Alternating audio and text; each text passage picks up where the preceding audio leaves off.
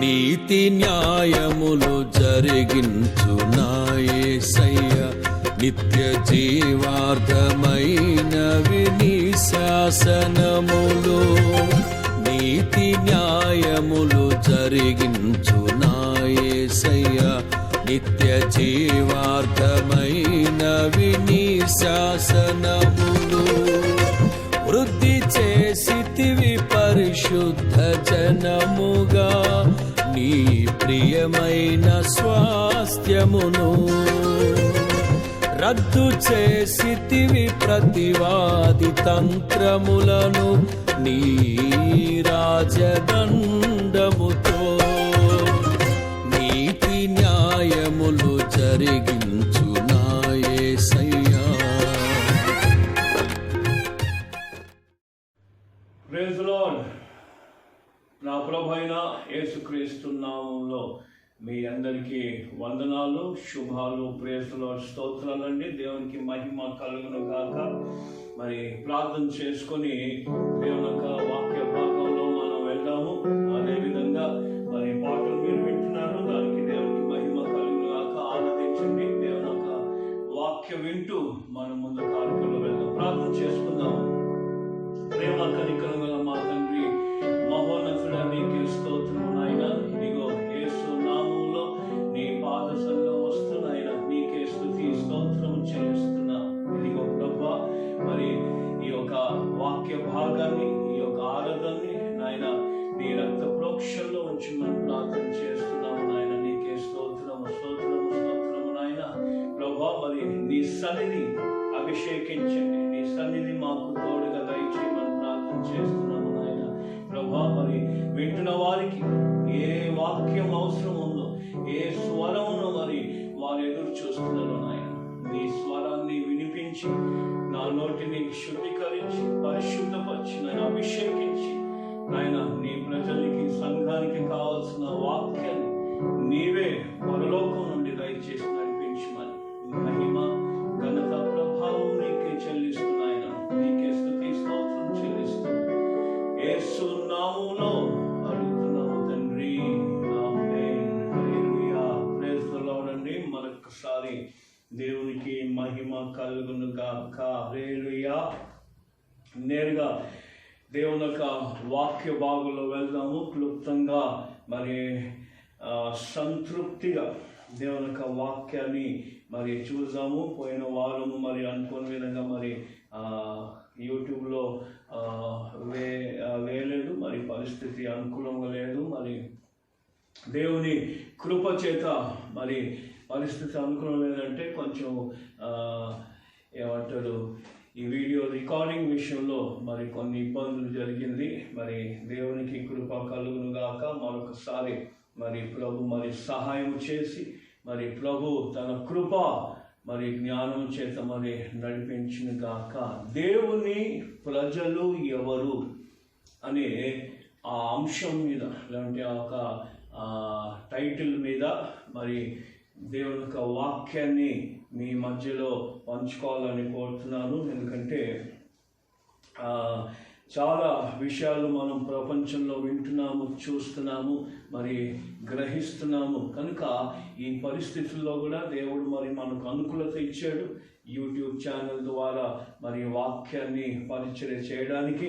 మరి దేవుని ప్రజలు ఎవరు ఆయన ప్రజలు? వాక్యము మరి ఏమని సెలవిస్తుంది? ఎందుకంటే దేవుని వాక్యమే మరి మనకు అల్టిమేట్గాను, దేవుని యొక్క వాక్యమే మనకు మరి అన్నిటికీ మరి ఆధారమై ఉన్నది. కనుక ఈ వాక్యాన్ని మనము గ్రహిస్తూ మనం ముందు కార్యక్రమంలో వెళ్దాము.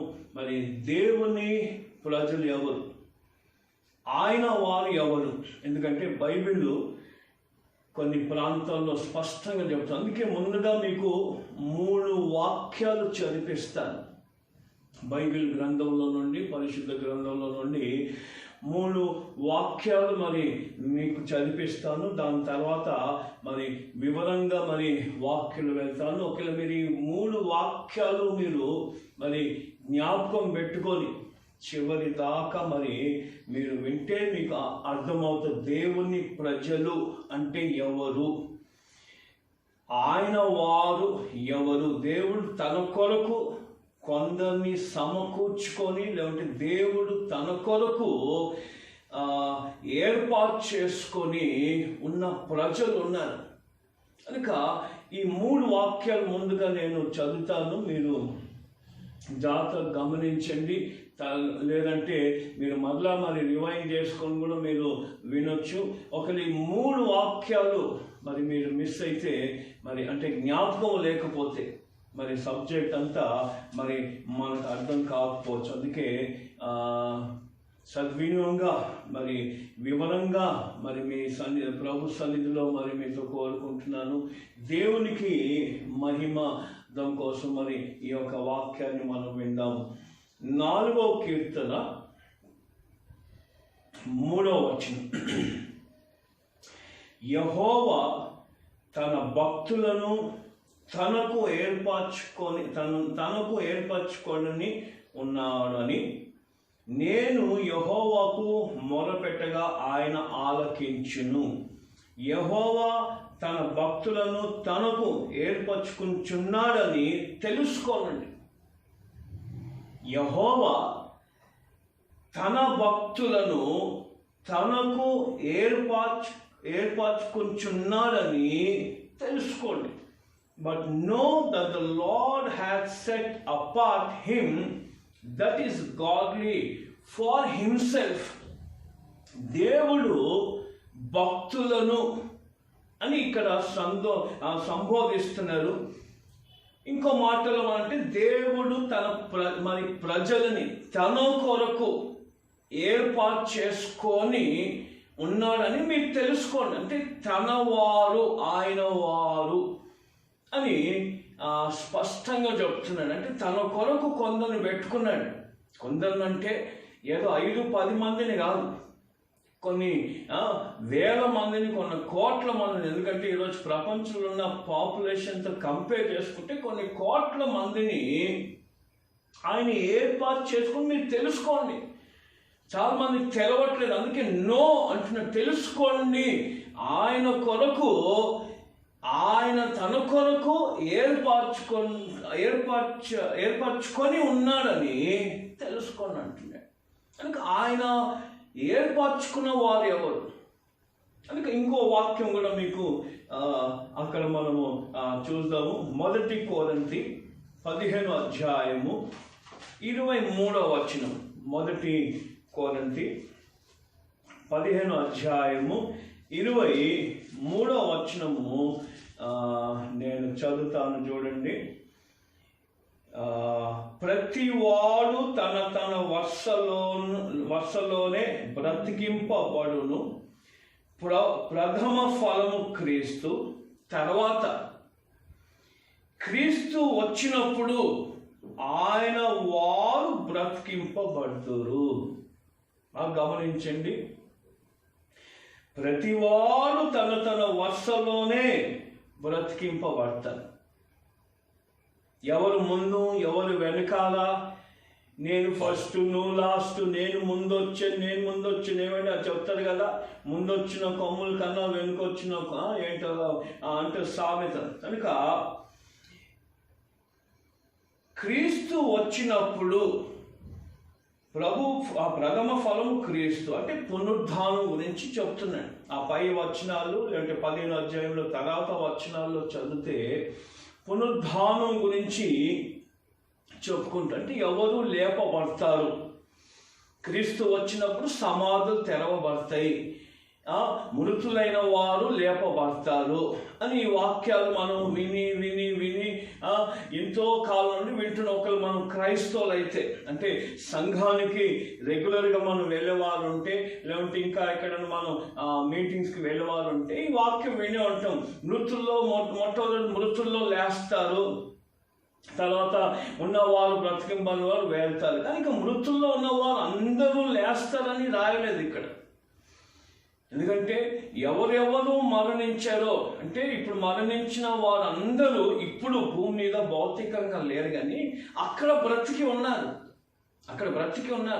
కొందరు నరకంలో ఉండొచ్చు, కొందరు ప్యారడైస్ అంటే ప్రభు సన్నిధిలో వేచి ఉండొచ్చు. ఎందుకంటే మనం లేనిది, ప్రభు రాకడ లేనిది ఇంకా సంపూర్ణత కాలేదు. అక్కడ సంపూర్ణత ఎప్పుడు అవుతుందంటే మనము వారందరూ కలిసి వెళ్ళినప్పుడు అప్పుడు సంపూర్ణత అవుతుంది. అందుకే ఉన్నారు కొందరు. ఎందుకంటే మనం ఉదాహరణ చూస్తాం ఏంటంటే ధనవంతుడు లాజరస్ ఇద్దరు చనిపోయారు. మరి ఇద్దరు దేవుని ఎరిగిన వారే ఉండొచ్చు. మరి లాజరస్ ఏమో అబ్రాహాము రొమ్ములో ఉన్నాడు, ధనవంతుడేమో నరకంలో ఉన్నాడు అని మనం చూస్తున్నాం. అంటే భూమి మీద భౌతికముగా చనిపోయారు, కానీ అక్కడ బ్రతికే ఉన్నారు. అక్కడ వాళ్ళ మైండ్ పనిచేస్తుంది, కళ్ళు పనిచేస్తుంది, వాళ్ళ యొక్క ఆలోచన పనిచేస్తుంది, నాలుకే పనిచేస్తుంది. అందుకే ఆ ధనవంతుడు అంటే నా నాలుకే మీద ఒక చిటిక వేలతో నీలేమను, నాకు అన్న తమ్ముళ్ళు ఉన్నారు, నాకు వాళ్ళు ఉన్నారు, వాళ్ళని లాజరస్ని పంపి అంటే ఇతడు లాజరస్ చూస్తున్నాడు, లాజరస్ ఇతన్ని చూస్తున్నాడు. అంటే భూమిలో భౌతికంగా చనిపోయినా అక్కడ బ్రతికి ఉన్నారు. అందుకే ప్రభు రాకడలో అందుకే స్పష్టంగా చెప్తున్నాడు, ప్రతివాడు తన వరుసలోనే బ్రతికింపబడును, ప్రథమ ఫలము క్రీస్తు. అంటే పునరుద్ధానం చెందిన వారిలో ప్రథమ ఫలం క్రీస్తే. అదేంటండి, ఏలియా కొంతమందిని లేపాడు, ఎలీషా కొంతమందిని పునరుద్ధానం చేశాడు, లాజరు చనిపోయి లేచాడు, వీళ్ళందరూ లేపబడ్డారు కన్నా మళ్ళీ మరణించారు. కానీ యేసు ప్రభు పునరుద్ధానం అయినాక మళ్ళీ మరణించలేదు, ఆయన సజీవంగా ఉన్నాడు. ఆయన తన కోసం మరణించలేదు, మన కోసం మరణించి శిలువలో రక్తం కార్చి మన పాప శాపం కోసం ఆయన మరణించి తిరిగి లేచాడు. అంటే మళ్ళీ ఆయనకు మరణం లేదు. అందుకే ప్రథమ ఫలము క్రీస్తే. తర్వాత క్రీస్తు వచ్చినప్పుడు ఏమండి చాలా స్పష్టంగా రాశాడు, తర్వాత క్రీస్తు వచ్చినప్పుడు ఆయన వారు బ్రతికింపబడతారు. కీర్తనలో ఏం చూసామంటే యెహోవా తన భక్తులను తనకు ఏర్పరచుకొని ఉన్నాడని మీరు తెలుసుకోండి. ఇది పాత నిబంధన కదండి అనుకుంటాను. అందుకే వాక్యాన్ని రెండంచెల ఖడ్గం అని మనం గమనించాలి. వాక్యాన్ని ఏదో ఒక మూల వాక్యం తీసుకొని, కొన్ని సందర్భాల్లో మూల వాక్యము మనం తీసుకోవచ్చు, కొన్నిసార్లు కొన్ని వాక్యాన్ని మనము జ్ఞానంతో విభజించాలని పౌలు తిమోతికి రాస్తున్నారు. అంటే రెండు వైపులు మనం ఆలోచించాలి. చాలా మంది అంటారు, నాతో ఏమంటారంటే నాకు ఆ సందర్భం వచ్చి అంటున్నారు కనుక యేసు ప్రభు పునరుద్ధానము మరణించే ముందు ఆయన మాట్లాడింది అది వేరే, యేసు ప్రభు పునరుద్ధానం చెందినాక మాట్లాడింది అది వేరే అంటున్నాను. యేసు ప్రభు మరణం ముందు దేవుడే, మరణించి పునరుద్ధానమైన కూడా దేవుడు. ఆయన నిన్న మొన్న వచ్చిన దేవుడు కాదు. జగత్ పునాది వేయబడక ముందే శాశ్వత కాలం నుండి శాశ్వత కాలం వరకు ఆయన దేవుడే ఉన్నాడు. కాలం పరిపూర్ణం అయినాక దేవుడు తన కుమారుని పంపించాడు. అంటే దేవుడు తన ప్రజల్ని రక్షించడానికి. కనుక ఇవన్నీ వివరాలు మన తర్వాత వెళ్దాం. ఇప్పుడు సబ్జెక్ట్ ఏంటంటే ఆయన వారు ఇంగ్లీష్లో చదువుతున్నాను. But every man in his own order, Christ the first fruit, afterward they that are Christ at his coming. అంటే క్రీస్తు వారే క్రీస్తు వచ్చినప్పుడు పునరుద్ధానం అంటే భౌతికంగా పునరుద్ధానం చెందుతారు. కనుక నా ప్రియ సహోదరి సహోదరులారా, ఆయన వారు ఎవరు, దేవుని ప్రజలు ఎవరు? ఓకే, మనము పాత నిబంధనలో చూసాము, కొత్త నిబంధనలో చూసాము. దేవుడు తన కొరకు ఏర్పాటు చేసుకొని ఉన్న ప్రజలను ఎవరు అని ప్రభు చెప్తున్న, నేను ఏర్పాటు చేసుకొని ఉన్నాను, మీరు తెలుసుకోండి. పౌలు అంటున్నాడు, ఆయన వచ్చినప్పుడు పునరుద్ధానం చెందినప్పుడు ఆయన వారే మరి పునరుద్ధానం చెందుతారని పౌలు చెప్తున్నాడు. ఇప్పుడు పరలోకములో అపోస్తులైన యోహానికి పరలోకంలో మరి దర్శనం వచ్చింది. పరలోకంలో ఉన్న దర్శనం వచ్చింది. అంటే పరలోకంలో ఉన్నవారు ఎవరు? ఎంత మంచిది ఏమండి. పరలోకంలో ఎవరున్నారో ఆయన ఎన్నో వేల సంవత్సరాల క్రితమే చూసేసాడు. అంటే ఫ్యూచర్లో దర్శనము అంటే ఆయన చూసినప్పుడు రాబోయే రోజుల్లో ప్రభుతో ఉన్నవారు ఎవరు అంటే జగత్ పునాది వేయబడము నుండి ఉన్న వాళ్ళందరినీ క్యాలిక్యులేట్ చేసుకోవాలి. అక్కడ ఆయన దర్శనంలో చూస్తున్నారు, ఇదిగో ఎవరు ఆయనతో ఉన్నారు అంటే ఆయన వారు ఎవరు. అందుకే ఇక్కడ ప్రకటన గ్రంథంలో మనం చదువుతాం 17వ అధ్యాయము 14వ వచనంలో మనం చదువుతాం, వీరు గొర్రెపిల్లతో యుద్ధము చేతురు కానీ గొర్రెపిల్ల ప్రభువులకు ప్రభువును రాజులకు రాజై ఉన్నందున తనతో కూడా ఉండిన వారు. బాగా గమనించండి, ఇది పరలోకంలో ఉన్నారు. పోనీ ఇక్కడ భూమి మీద దేవుడు తన భక్తులు ఏర్పరచుకున్నంటే నేను భక్తులండి, మీరు భక్తులండి, మీరు భక్తులని మనం క్యాలిక్యులేషన్ వేసుకుంటాం, అనలైజ్ చేసుకుంటాం. క్రొత్త నిబంధనలో పౌలు చెప్పాడు, ఇగో క్రీస్తు వచ్చినప్పుడు ఆయన మంచి సువార్త చేశాడండి, విశ్వాసం మంచి పోరాడాడు, తన పలుగును తుదముట్టించాడు అని ఆ వాక్యం అయిపోయింది.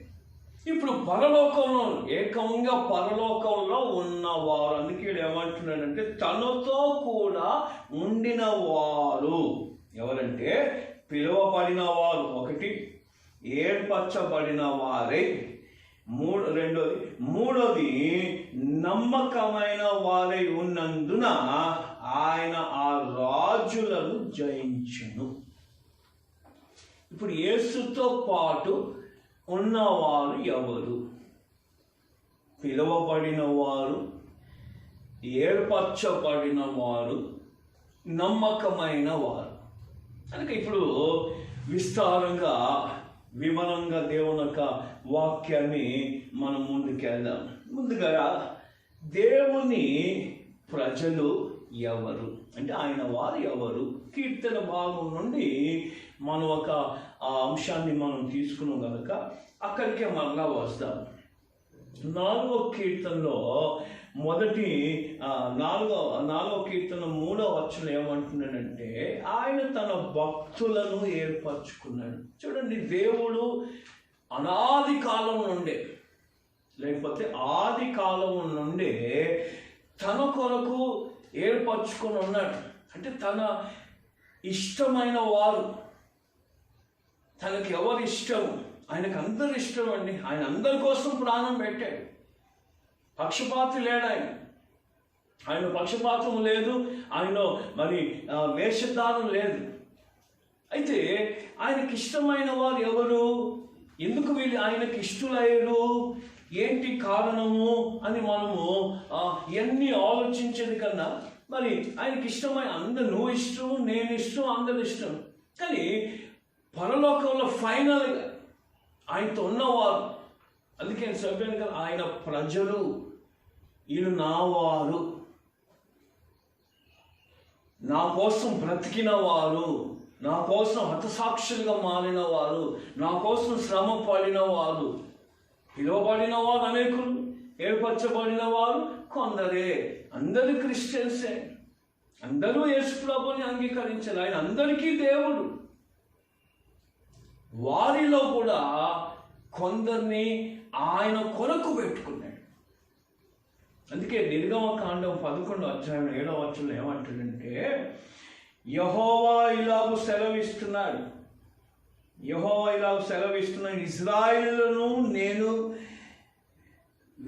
ఇశ్రాయేలును వేలు పచ్చుకొని మీకు తెలియనట్లుగా మనుషుల మీద కానీ జంతువుల మీద కానీ ఇశ్రాయేలులో ఎవరి మీద అయినా కానీ ఒక్క కుక్క అయినా తన నాలుక ఆడించదు.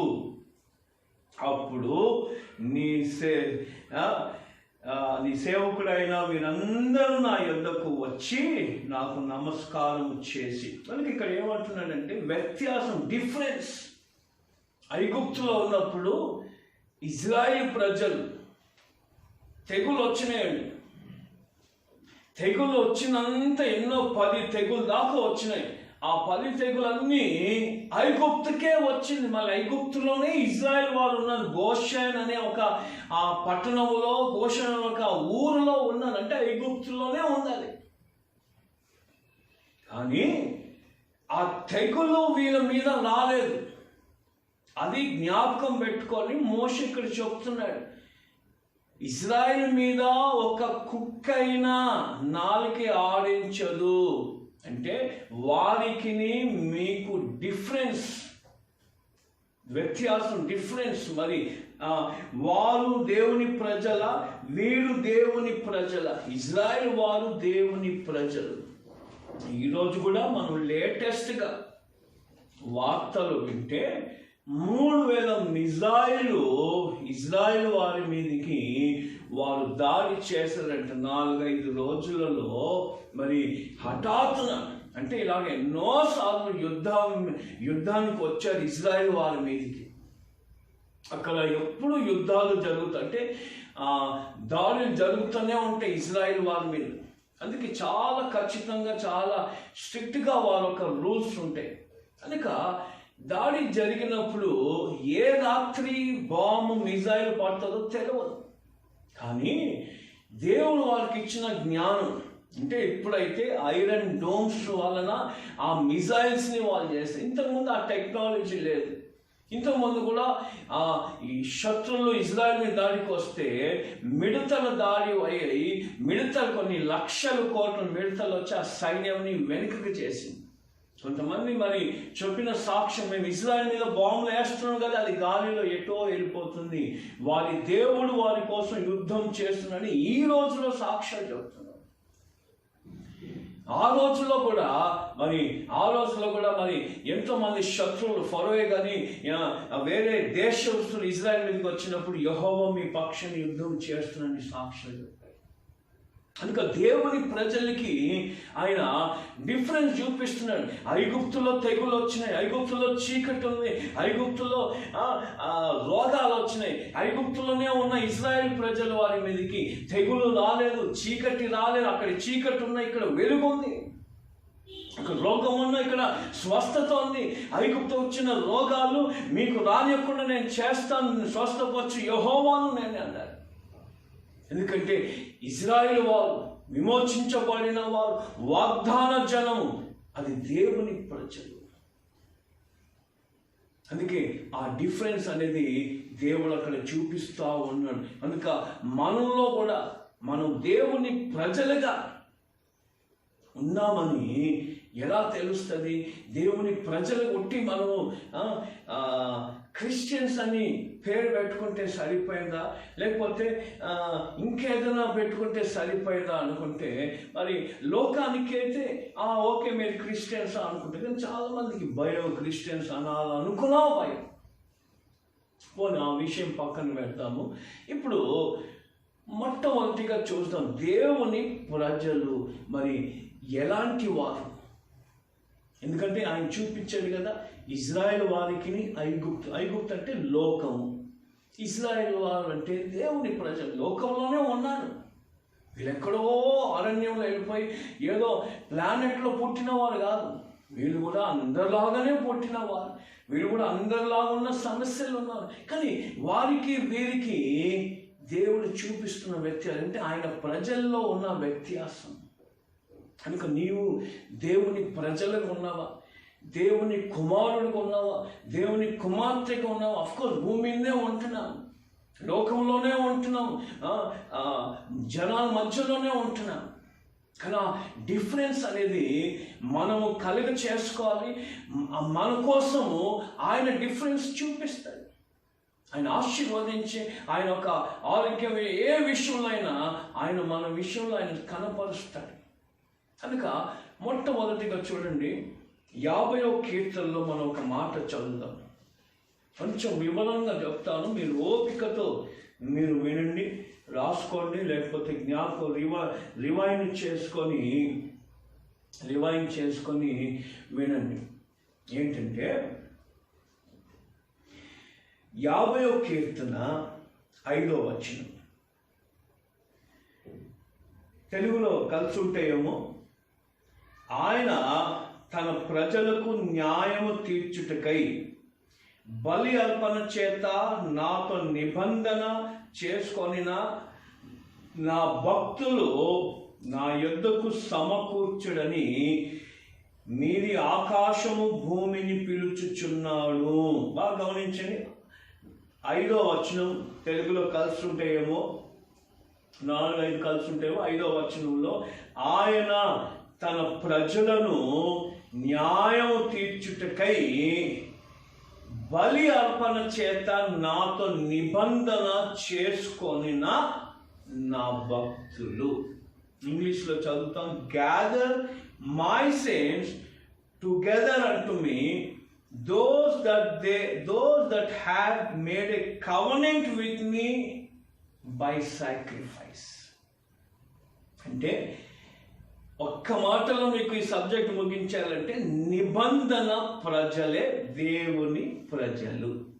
Covenant people are God's people. Who are God's people? Those are in covenant with God. For example, covenant people are God's people. In one word, we can close this chapter, close this subject. ఒక మాటలో ఈ వాక్యాన్ని మనం ఇక్కడనే ముగించవచ్చు.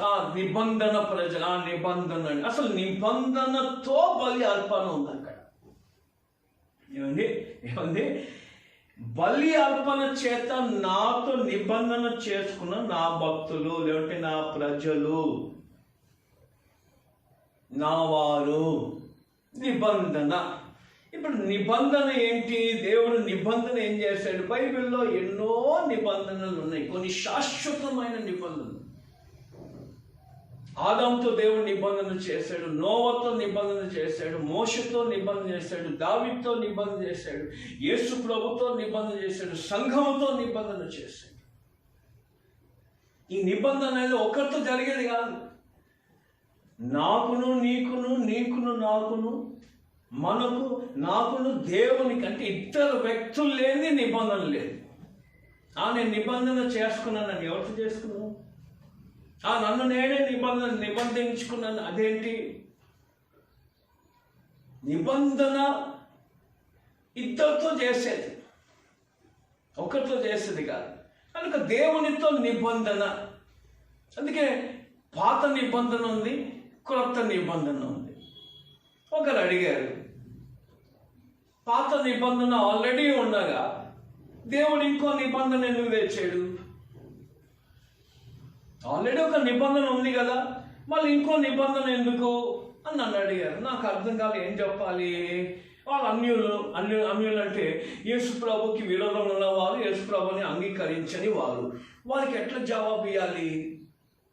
Already ఒక testament ఉంది, already ఒక కవనెంట్ ఉంది, ఇంకో కవనెంట్ ఎందుకు అని తెచ్చారని వాళ్ళు అడిగితే నేను వాళ్ళతో ఏం చెప్పానండి, నిబంధన దేవుడు పాత నిబంధన చేసి క్రొత్త నిబంధన ఎందుకు తెచ్చాడంటే, పాత నిబంధనలో దేవుడు ఆ రోజులో మేకలు, గొర్రెలు రక్తము చేత మరి పాప పరిహారం జరుగుతుంది. గొర్రెలు మేకల రక్తము చేత పాపం చేసిన వాళ్ళందరూ ఈ గొర్రెలు తేయడం, మేకలు తేయడము, పేదలైతే పౌరాలు తేయడము, మేము పాపం చేస్తామయ్యా అని ఒప్పుకోవడము, వాటిని బలిగా ఇచ్చేయడం అయిపోయింది.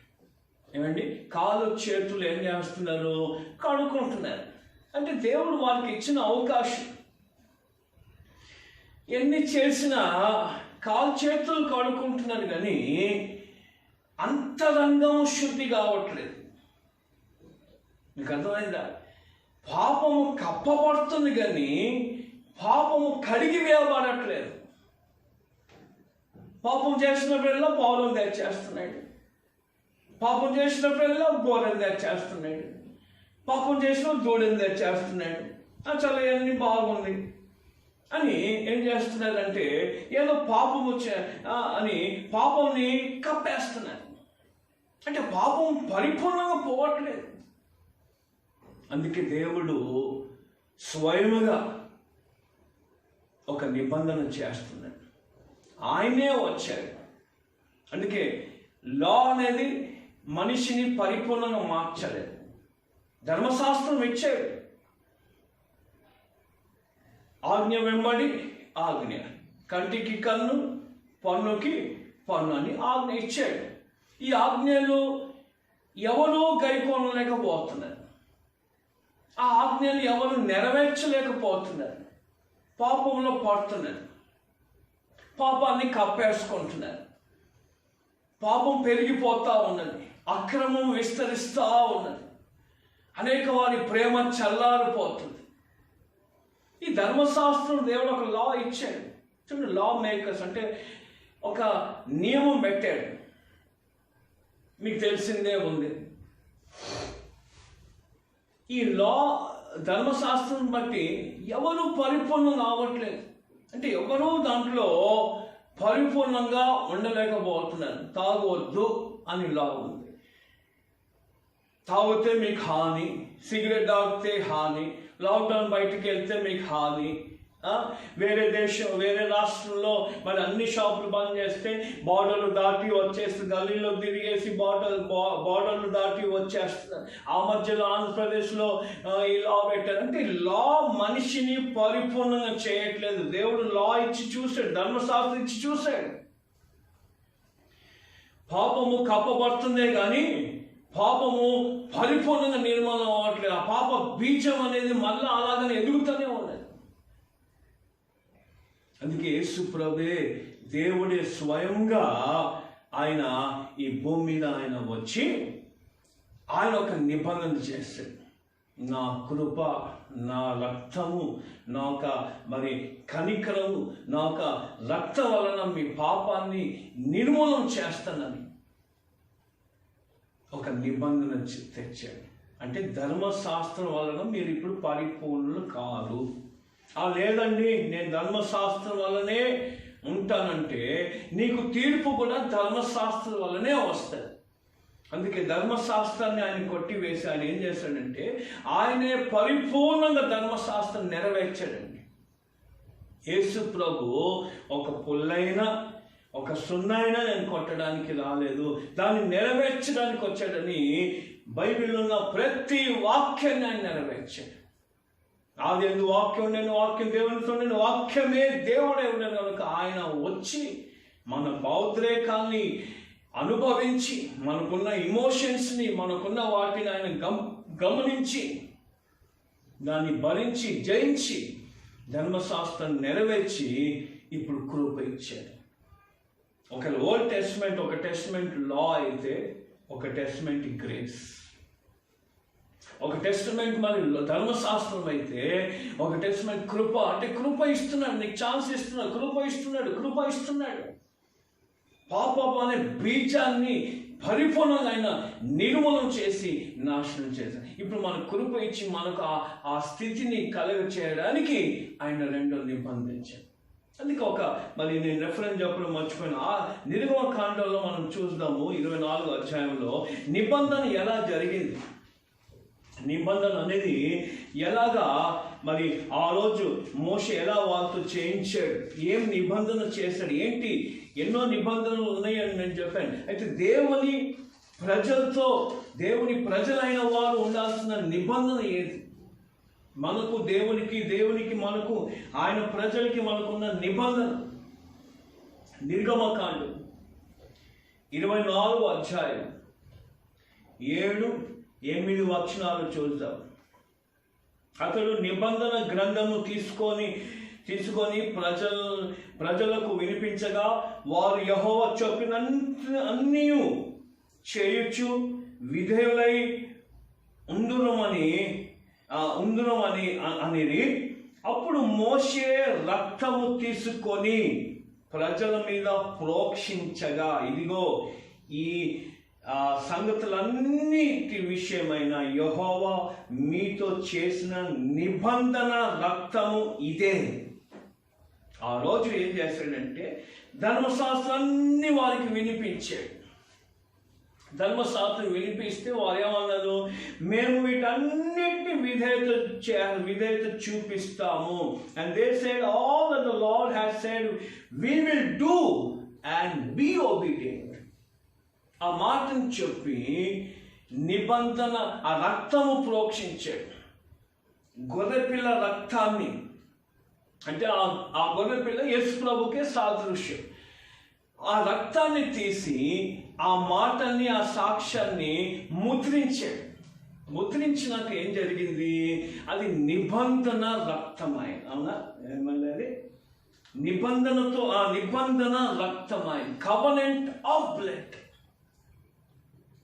ఎందుకు రక్తంతో ఎందుకు ప్రోక్షించాడు? ఇంకేదో వస్తువు పెట్టవచ్చు కదా. ఏ బంగారమో, ఏ వెండియో, ఏ ఆస్తియో, ఏ కొండనో, ఏ రాయో, ఏ చెట్టునో పెట్టవచ్చు కదా. అన్నిటికీ మరణం ఉంది, అన్నిటికీ ముగింపు ఉంది. యేసు రక్తానికి, లేదంటే ఆయన సృష్టిని రక్తానికి మరణం లేదు. రక్తము మనిషిలో నుండి మనిషి మరణించిన రక్తము మాట్లాడుతూనే ఉంటుందని బైబిల్ చెప్తుంది. అంటే పాత నిబంధన రక్తముతో ఆయన ముద్రించాడు. ఏంటి ఆ నిబంధన? మేము విన్న వాటన్నిటినీ మేము నెరవేరుస్తాము. అక్కడ సాక్రిఫైస్ అయింది, అక్కడ ఒక బలి అర్పించాడు. అందుకే హెబ్రీ రాష్ట్ర పత్రిక 9వ అధ్యాయం 18వ వచనంలో ఏం చదువుతామంటే, రక్తము చిందించకుండా పాప పరిహారము లేదు అని మనం చదువుతాం. చూడండి, హెబ్రీ రాసిన పత్రిక 9వ అధ్యాయము 18వ వచనం.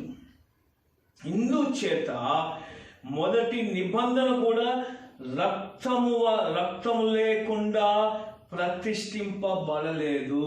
మొదటి నిబంధన ప్రజలకి, దేవునికి, ఆయన వాక్యానికి, శాసనానికి, ధర్మశాస్త్రానికి ఒక నిబంధన జరిగింది. అది రక్తంతో ప్రోక్షించాడు, గొర్రెపిల్ల రక్తం. ఇప్పుడు క్రొత్త నిబంధన రక్తం కూడా 21వ వచనము, అదే విధంగా గుడారం మీద సమస్తమును ఆ రక్తం చేతనే ప్రోక్షించాడు. అందుకే 24వ వచనం, అందువలన నిజమైన పరిశుద్ధ స్థలములో కూడా పోలిన హస్తము చేత పరిశుద్ధ స్థలంలో క్రీస్తు ప్రవేశించను. కానీ ఇప్పుడు మన కొరకు దేవుని సముఖంలో కనబడుటకు పరలోకమందే ప్రవేశించను. ఇక్కడ ఇంకా కొన్ని వాక్యాలు మనం చదువుతాము. ఆ వాక్యాలు ఏమంటే, యేసు ప్రభు రక్తము చేత ప్రోక్షింపబడింది. 14వ వచనం, నిత్యులకు ఆత్మ ద్వారా తన్ను తాను దేవునికి నిర్దోషిగా అర్పించుకొని కొనిన క్రీస్తు యొక్క రక్తము నిర్జీవ క్రియలు విడిచి జీవము గల దేవుని సేవించుటకు మీ మనస్సాక్షిని ఎంతో ఎక్కువగా శుద్ధి చేయండి. గొర్రెల రక్తము, క్రీస్తుకు సాదృశ్యమైన రక్తము ఉట్టి కాలు చేతుల్నే శుద్ధి చేస్తుంది, బాహ్య శరీరాన్నే శుద్ధి చేస్తుంది. కానీ యేసు రక్తము నీ మనస్సాక్షిని, అంతరంగాన్ని శుద్ధి చేస్తుంది. అందుకే మనకును దేవునికి నిబంధనతో కూడిన బలి అర్పణ అక్కడ ఉంది. ఇప్పుడు మనం చేసే బలి అర్పణ ఏంటి? యేసు ప్రభు దేవుడు మనకి బలి అర్పణ చేసి బలి అర్పించాడు. ఆయనే బలి పశుగా ఆయన మన కొరకు రక్తమును కార్చాడు. హల్లెలూయా, ప్రైజ్ ది లార్డ్. మొదటి పేతురు 1వ అధ్యాయము 9వ వచనంలో ఒక మాట చదువుదాం చూడండి. తెలుగులో అన్ని కలిసి ఉంటాయి అనుకుంటే 8, 9. యేసు రక్తము చేత అంతరంగము శుద్ధీకరించబడుతుంది. గొర్రెల రక్తము చేత అంటే పాత నిబంధన కూడా రక్తముతో ప్రోక్షించారు నిబంధనని. అది కాలు చేతులు అంటే పై రూపమే శుద్ధి అవుతుంది, పాపం తీసివేయబడట్లేదు. అందుకే హెబ్రీలో చదువుతున్నాం ఏంటంటే మనస్సాక్షిని శుద్ధీకరించి, అంటే అంతరంగాన్ని. చూడండి, ప్రతి మనిషికి మనస్సాక్షి ఉంటుంది. లేదంటే అంతరంగ పురుషుడు, ఇంకో మాటలో అంతరాత్మ అని ఉంటాయి. ఇవన్నీ మనం చూస్తే ఇది మనస్సాక్షిగా అంటే అంతరంగంలో. ఇప్పుడు బాహ్యంగా ఎన్నో భక్తులు కనిపిస్తాయి, కానీ దేవుడు బాహ్యం చూస్తున్నాడు, కానీ ఆ బాహ్యం వచ్చేది ఎక్కడ నుండి? అంతరంగంలో నుండి. అందుకే మొదటి పేతురు 1వ అధ్యాయం 9వ వచనంలో ఏమంటున్నాడంటే, వీరందరూ చూడకపోయినను ఆయనను ప్రేమించినందుకు ఇప్పుడు ఆయనను కనులారా చూడకయు విశ్వాసమును మీ విశ్వాసమును ఫలమును అనగా ఆత్మ రక్షణకు పొందుచు చెప్పిన సాక్ష్యం మహిమ యుక్తమైన సంతోషగలరైన. ఒక మాట, ఇంకో మాట మనం చదువుదాం. హెబ్రీ రాసిన పత్రిక 13వ అధ్యాయము 20వ వచనం. హెబ్రీ రాసిన పత్రిక చూడండి. గొర్రెల గొప్ప కాపరి యేసు అను మన ప్రభు నిత్యమైన నిబంధన సంబంధమగు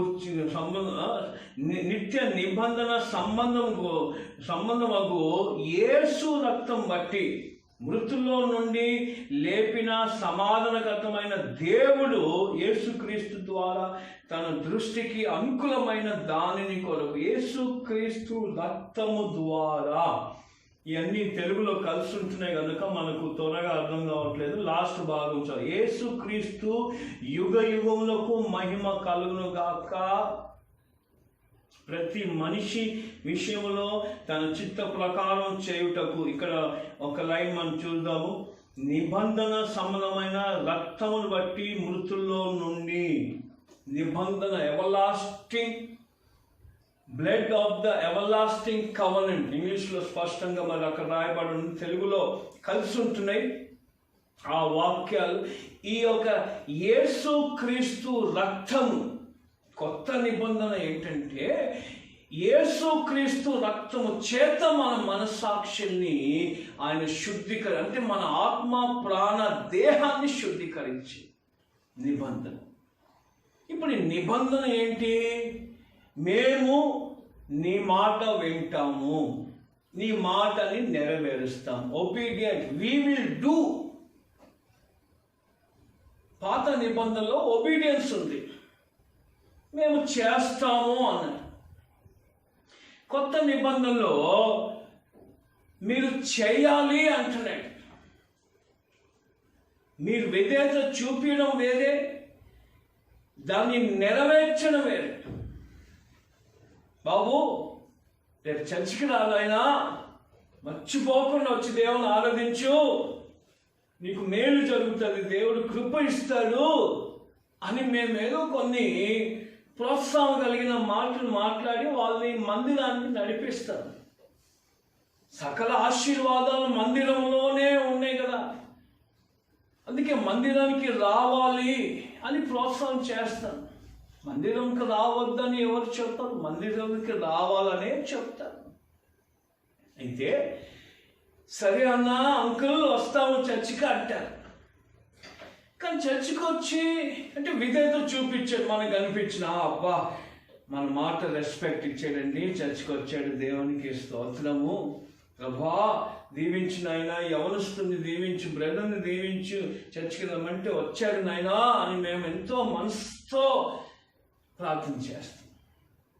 కానీ అతడు ఆ వ్యక్తి చర్చికి వచ్చి దేవుని ఆరాధిస్తున్నాడా, మ్యాచింగ్ ఫిక్స్ చేస్తున్నాడా, చాటింగ్ చేస్తున్నాడా, లేకపోతే కృంగిపోయి ఏం దేవుడో ఏదో మాటకు వర్షకి వచ్చాడా, ఇవన్నీ మాకు తెలియవే. అంతరంగానికి తెలుస్తుంది. వచ్చాం ఒబీడియంట్. మరి వచ్చిన వాడు ఏం చేయాలి?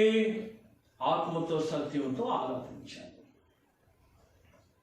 కొంచెం మనకు ధ్యానము డెడికేట్ చేసుకోవాలి. నీకు అర్థమయ్యేటట్టు ఇంకో మాట చెప్తాను. ఓ తండ్రికి 2 కుమారులు. పెద్దవాళ్ళ దగ్గర పోయి, బాబు ఈరోజు కొంచెం పొలంలో వెళ్ళి పని చేయి అన్నాడు. నేను చేయను డాడీ అన్నాడు. చేయను అంటున్నాడు కదా అని రెండో వాళ్ళ దగ్గర పోయాడు. బాబు కొంచెం పొలంలో వెళ్ళి పని చేయి అన్నాడు. చేస్తాను అన్నాడు. ఏం జరిగిందంటే చేయను అన్నవాడు మారు మనసు పొందుకొని పశ్చాత్తాపడి తండ్రి చెప్పిన మాటను చేశాడు, అంటే పని చేశాడు. రెండోడు చేస్తా అన్నాడే.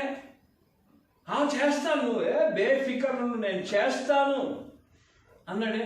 చేస్తానన్నవాడు ఏం చేశాడు? అసలు పనికే పోలేదు.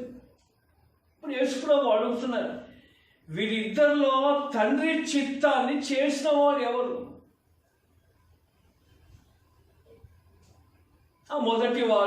మొదటి వాడు చేశాడు.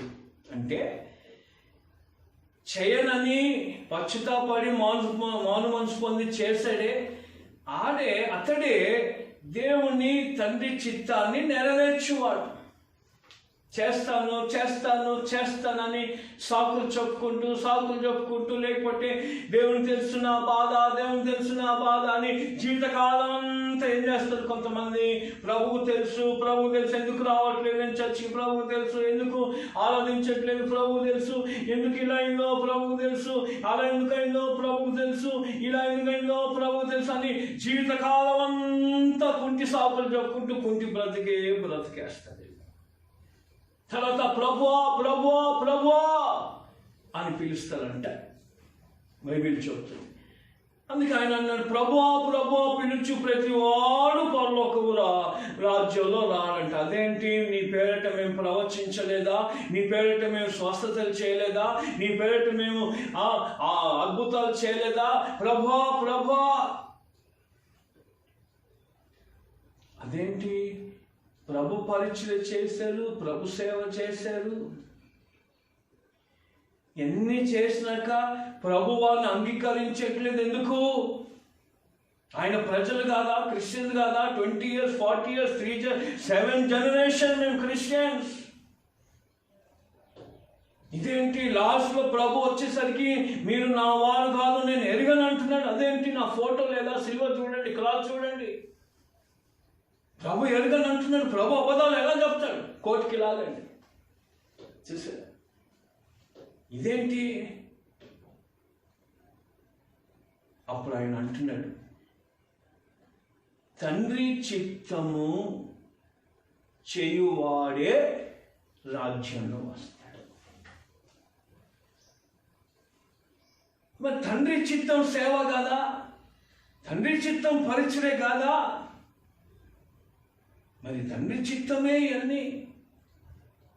కానీ స్వలాభము కోసము, ఘనత కోసము, లేకపోతే ఇంక అనేక వాటి కక్షలు, కపటాలు, ద్వేషాలు ఎన్నో పెట్టుకొని పడకుండానే చాలామంది సేవ చేసేస్తున్నారు. అంటే ప్రభు అని పిలిచేస్తున్నారు. అయ్యో మాకేం తెలుసు అండి, నాకేం తెలుసు కాదు. ప్రభు ఏం అడుగుతున్నాడంటే, ఒకసారి ఒక దైవజనుడిని ప్లేన్ ఎక్కుతా ఉంటే ప్లేన్ ఎక్కకుండా దేవుడు ఆపాడు. ఆ రోజుల్లో ప్లేన్ టికెట్స్ చాలా కాస్ట్లీ. ప్లేన్లో పోవడమే చాలా గొప్ప. ఎందుకు ఆపాడంటే రోడ్డు మీద ఒక గొర్రె పిల్ల గుంటలో పడి ఉంది. కారులో వెళ్తున్న ఈ దైవజనుడు ఈ ప్రభు అన్నాడు ఆపి, పడిపోయిన గొర్రె పిల్లల్ని బయటికి తీయండి అంటే అప్పట్లో ఏమో ప్రభు ఆలోచన మనకు అర్థం కావాలండి. ప్రభా ఫ్లైట్కి లేట్ అవుతుంది, మళ్ళీ రేపు పొద్దున్నే అక్కడ మీటింగ్లు నేను చేరకపోతే అవమానము, నిందలు, ఈ పాస్టర్లు లేనిపోని వస్తాయి. ప్రభు అన్న నువ్వు గొర్రె పిల్లలు తీయండి. ఇప్పుడు ఈ మాట దేవుందా లేదా దేవుని మాట స్వరమా లేకపోతే ఇవన్నీ కాకుండా ఆయన ఏం చేశాడు? ఇప్పుడు అదే లోకస్తులు అనుకోండి, ఏమంటారు? గొర్రె పిల్ల కోసం దేవుడిని ఆపుతాడా? బుద్ధి లేకుండా మాట్లాడుకు అంటాడు. కానీ నేను ఆగి ఆ గొర్రె పిల్లని బయటికి తెచ్చి ఎయిర్పోర్ట్ పోయే వరకు ఫ్లైట్ మిస్ అయిపోయింది. చాలా ఆందోళనలో ఎయిర్పోర్ట్లో కూర్చొని ఉన్నాడంట. అక్కడేమో ఎన్నో డబ్బులు పెట్టి మీటింగ్స్లు ఏర్పాటు చేశారు. నేను వెళ్ళలేకపోయినా, అప్పట్లోనే ఫ్లైట్ లేదు అని ఆలోచనలో కూర్చొని ఎయిర్పోర్ట్లో ఉన్నాయి. గంట అయిందొచ్చో మరి ఎంత అయిందో, గంటలోనే ఫ్లైట్ ఎంతో దూరం వెళ్ళిపోతుంది కదండి. ఎయిర్పోర్ట్లో అనౌన్స్ చేస్తున్నాడంట, ఇప్పుడే ఇంగ్లాండ్కి బయలుదేరిన ఫ్లైటు పలానా ఫ్లైట్ నంబరు అని చెప్పి, అది క్రాష్ అయినందున చాలామంది చనిపోయారు. ఆ ఫ్లైట్ మరి క్రాష్ అయింది, అందుకే మరి చింతిస్తున్నామని ఒక వార్త వినిపిస్తే ఎయిర్పోర్ట్లో కూర్చున్న దైవజనుడు కన్నీరు మున్నీరు అయిపోయి, ఇదేంటి? ఒకవేళ నేను దేవుని మాట వినకుండా మీటింగ్స్, కాస్ట్లీ మీటింగ్స్ డబ్బులు పెట్టి ఎదురు చూస్తే అవమానం అవుతుందని నేను వెళ్ళిపోయి ఉంటే ఏమైపోయేవాడిని? చనిపోయేవాడిని. ఒక్క మీటింగ్ కోసం నేను దేవుని మాట వినకుండా ఉండుంటే జీవితంలో ఇంకా ఏ మీటింగ్స్కి పనికి రాకపోయేవాడిని, అంటే ఏ మీటింగ్స్ పరిచయం చేయకపోయేవాడిని. ఈ ఒక్క మీటింగ్ క్యాన్సిల్ అయింది, దేవుడు నన్ను ఆపాడు, అందరూ చనిపోయారు. మరి క్రాష్ అయిందంటే ఇంకేం జరిగిందో ఆ రోజులో అంత జ్ఞాపకం లేదు. అప్పుడు ప్రభు అంటున్నాడు, ఏమంటున్నాడంటే ఈ దైవజనంతో, నువ్వు చేసే పరిచర్య కన్నా నువ్వు నాకు ఇంపార్టెంట్, నువ్వు నాకు ప్రాముఖ్యత, నీవు నా చిత్తం చేయడం ప్రాముఖ్యత అన్నాడు. అప్పుడు గ్రహించాడు, మనం చేసే సేవలు, మనం చేసే పరిచర్యలు చిన్నదో పెద్దదో మంచిదే. ఈరోజు కొంతమంది పూలు వేస్తాయి. ఇప్పుడు యాడ్ వస్తుంది కదండి, కరోనా వైరస్ మీద యాడ్ వస్తుంది కదా, ఒక డాక్టర్ యాడ్ ఇస్తున్నాడు. Last year front line warriors అని పూలు చల్లారు. వాళ్ళు వస్తూ ఉంటే రోడ్ల మీద పూలు చల్లారు, డాక్టర్ల మీద, నర్సుల మీద. ఇప్పుడు అదే డాక్టర్ల మీద, అదే నర్సుల మీద ఏం చేస్తున్నారు? దాడులు చేస్తున్నారు. ఎందుకంటే చనిపోతున్నారని, డబ్బులు తీసుకుంటున్నారని, ఆక్సిజన్ లేదని చూశారు. పూలు చల్లిన వారే రాళ్ళు చల్లుతారనే సంగతి మనం జ్ఞాపకం చేసుకో. లోకంలో సహజంగా, వాస్తవంగా మనకు కనిపిస్తుంది. ఆయన అంటే ఆ టీవీ యాడ్లో నేను చూసిన, కరోనా యాడ్ ఇస్తారు కదా, యాడ్లో చూస్తూ ఉంటే చెప్తున్నారు, పోయినసారి మీరే పూలు చల్లారు, ఇప్పుడు మీరే రాళ్ళు వేస్తున్నారు. సాగు ఈ భక్తుడు అంటున్నాడు, ఈ దైవజంతు దేవుడు, నువ్వు చేసే పరిచర్య కన్నా నువ్వు ఇంపార్టెంట్. ప్రభువా పిలువబడిన వాళ్ళందరూ పరలోక రాజ్యం చేరరు. ఎందుకు? నువ్వు చేసేదంతా దేవునికి అంగీకారం ఉందా? నీ అర్పణలన్నీ దేవునికి అంగీకారం ఉందా? నీ బలులన్నీ దేవుడు అంగీకరిస్తున్నాడా? నువ్వు చేసేదాన్ని దేవుని చిత్తంలో ఉందా? కనుక నా ప్రియ సహోదరి సహోదరులారా, ఎవరు ఆయన ప్రజలు? నిబంధన ప్రజలు. రక్త ప్రోక్షణతో నిబంధన చేసి బలి అర్పణతో అర్పించేవారు. అందుకే వాక్యము వినువారు మాత్రమే కాక, యాకోబు రాసిన పత్రిక 1:22, వాక్యము చేయువారుగా మీరు ఉండాలంట. చాలాసార్లు తప్పిపోతాం, నేను చాలాసార్లు తప్పిపోతాను. తప్పిపోని వారు ఒక్కడే, యేసు ప్రభు. తప్పిపోతాం కదా అని తప్పిపోవద్దు. బలహీనులు కదా అని బలహీనులు కావద్దు. తప్పిపోతాం కదా బైబిలే చెప్తుందని ఇక కొందరు ఆ మాటనే పట్టుకొని బైబిల్ తెలుసు బికాజ్ ఏదైనా చెప్తారు. ఇక మనిషి పాప అర్థం కాక ఏం కావాలి తప్పిపోయిన గొర్రె పిల్ల బురదలో పడిందంటే వెంటనే లేస్తుంది. పడిపోయిన ఆ గొర్రె పిల్ల వెంటనే లేచి శుద్ధి చేసుకుని తప్పిపోవాలో ఉండిపోయి మీరు మంచి సూట్ వేసుకొని రోడ్డు మీద నడుస్తున్నాను జాలి పడ్డారు అనుకోండి, అయ్యో పడ్డానండి ఇంకా ఇక్కడనే ఉంటానంటారా? 10 మంది మిమ్మల్ని చూడకముందే సటక్కని లేసేసి తుడుచు నేను ఎలా యాక్ట్ చేస్తానంటే అబ్బా ఏం కాలేదండి, ఏం కాలేదు అంటే హల్లెలూయా ప్రైజ్ ది లార్డ్. ఏం కాలేదండి అని ఏం చేస్తారు? పడిపోనట్టే చేస్తారు. కానీ బైబిల్ ఏమంటుందంటే మీరు వాక్య వినువారు మాత్రమే కాక వాక్యాన్ని నెరవేర్చండి. ఇప్పుడు అసలు విషయంలో వస్తుంది ఏంటంటే నిబంధనతో బలి అర్పణతో నాతో నిబంధన చేసుకున్న వారు బలి అర్పణ సాక్రిఫైస్. క్రైస్తవ జీవితంలో సాక్రిఫైస్ అనేది ఉట్టి పదము కాదు. సాక్రిఫైస్ అనేది జీవితంలో ఒక భాగం అయిపోయి ఉండాలి. ఆ భాగం లేకపోతే, ఆ నిబంధనతో త్యాగము లేకపోతే ఆ నిబంధన ఎందుకు పనికిరాదు? చూడండి, యేసు ప్రభు సిలువలో మరణించకుండా లోకాన్ని రక్షించలేడా? లోకాన్ని రక్షించడానికి ఆయన భూమి మీద వచ్చి కుమారుడిగా దాసునిలాగా జన్మించి తన్ను తాను తగ్గించుకొని ఉమ్ము వేయించుకొని కొరడాలతో కొట్టబడి ముళ్ళ కిరీటంతో గుచ్చబడి దేవుడండి మాటతో భూమి ఆకాశాన్ని సృష్టించాడు. రాళ్ళని మనుషులుగా నేను చేసి నా జనంగా మార్చుకుంటాను అన్నాడు. నువ్వు చేయకపోతే ఈ రాళ్ళు చేస్తాయి అన్నాడు. వాక్యందే చెప్తున్నాను, నా మాటలు కావు. నీవు ఆరాధించకపోతే ఈ రాళ్ళు లేసి నన్ను ఆరాధిస్తాయి, ఆ రాళ్ళలో జీవం వాస్తానన్నాడు. పాపంలో మునిగిపోయి మనస్సాక్షిని శుద్ధి చేసుకోకుండా నిబంధన అనుకొని త్యాగంతో లేని ఎంతో ప్రజలు. చర్చికి రావాలంటే నువ్వు త్యాగం చేయాలి. ఈరోజు దేవుని మందిరంలో రావడానికి చాలా మంది త్యాగం చేయడాలంటే చాలా వెనుకాడతారు. అదే పెళ్ళిళ్ళు, ఫంక్షన్లు, దావత్లు, ఇంకేదని అనుకోండి, ఎక్కడ లేని త్యాగం. అది మంచిదే, అది లోకంలో జీవించడానికి నీకు పనికి వస్తుంది. ఇది పర సంబంధమైంది. అందుకే 50వ కీర్తనలో ఆయన ఏమంటున్నాడు, స్పష్టంగా అంటున్నాడు చూడండి. 50వ కీర్తనలో మరి నేను చెప్తున్న సబ్జెక్ట్ మీకు తెలుసు కదా. సబ్జెక్ట్ పేరేంటి? దేవుని ప్రజలు ఎవరు? దేవుడు తన కొరకు తన ప్రజల్ని ఏర్పాటు చేసుకున్నాడు. ఆయన తన ప్రజల్ని న్యాయం తీర్చుటకై బలి అర్పణ చేత నాతో నిబంధన చేసుకొని నా భక్తులు. బలి అర్పణ, సాక్రిఫైస్.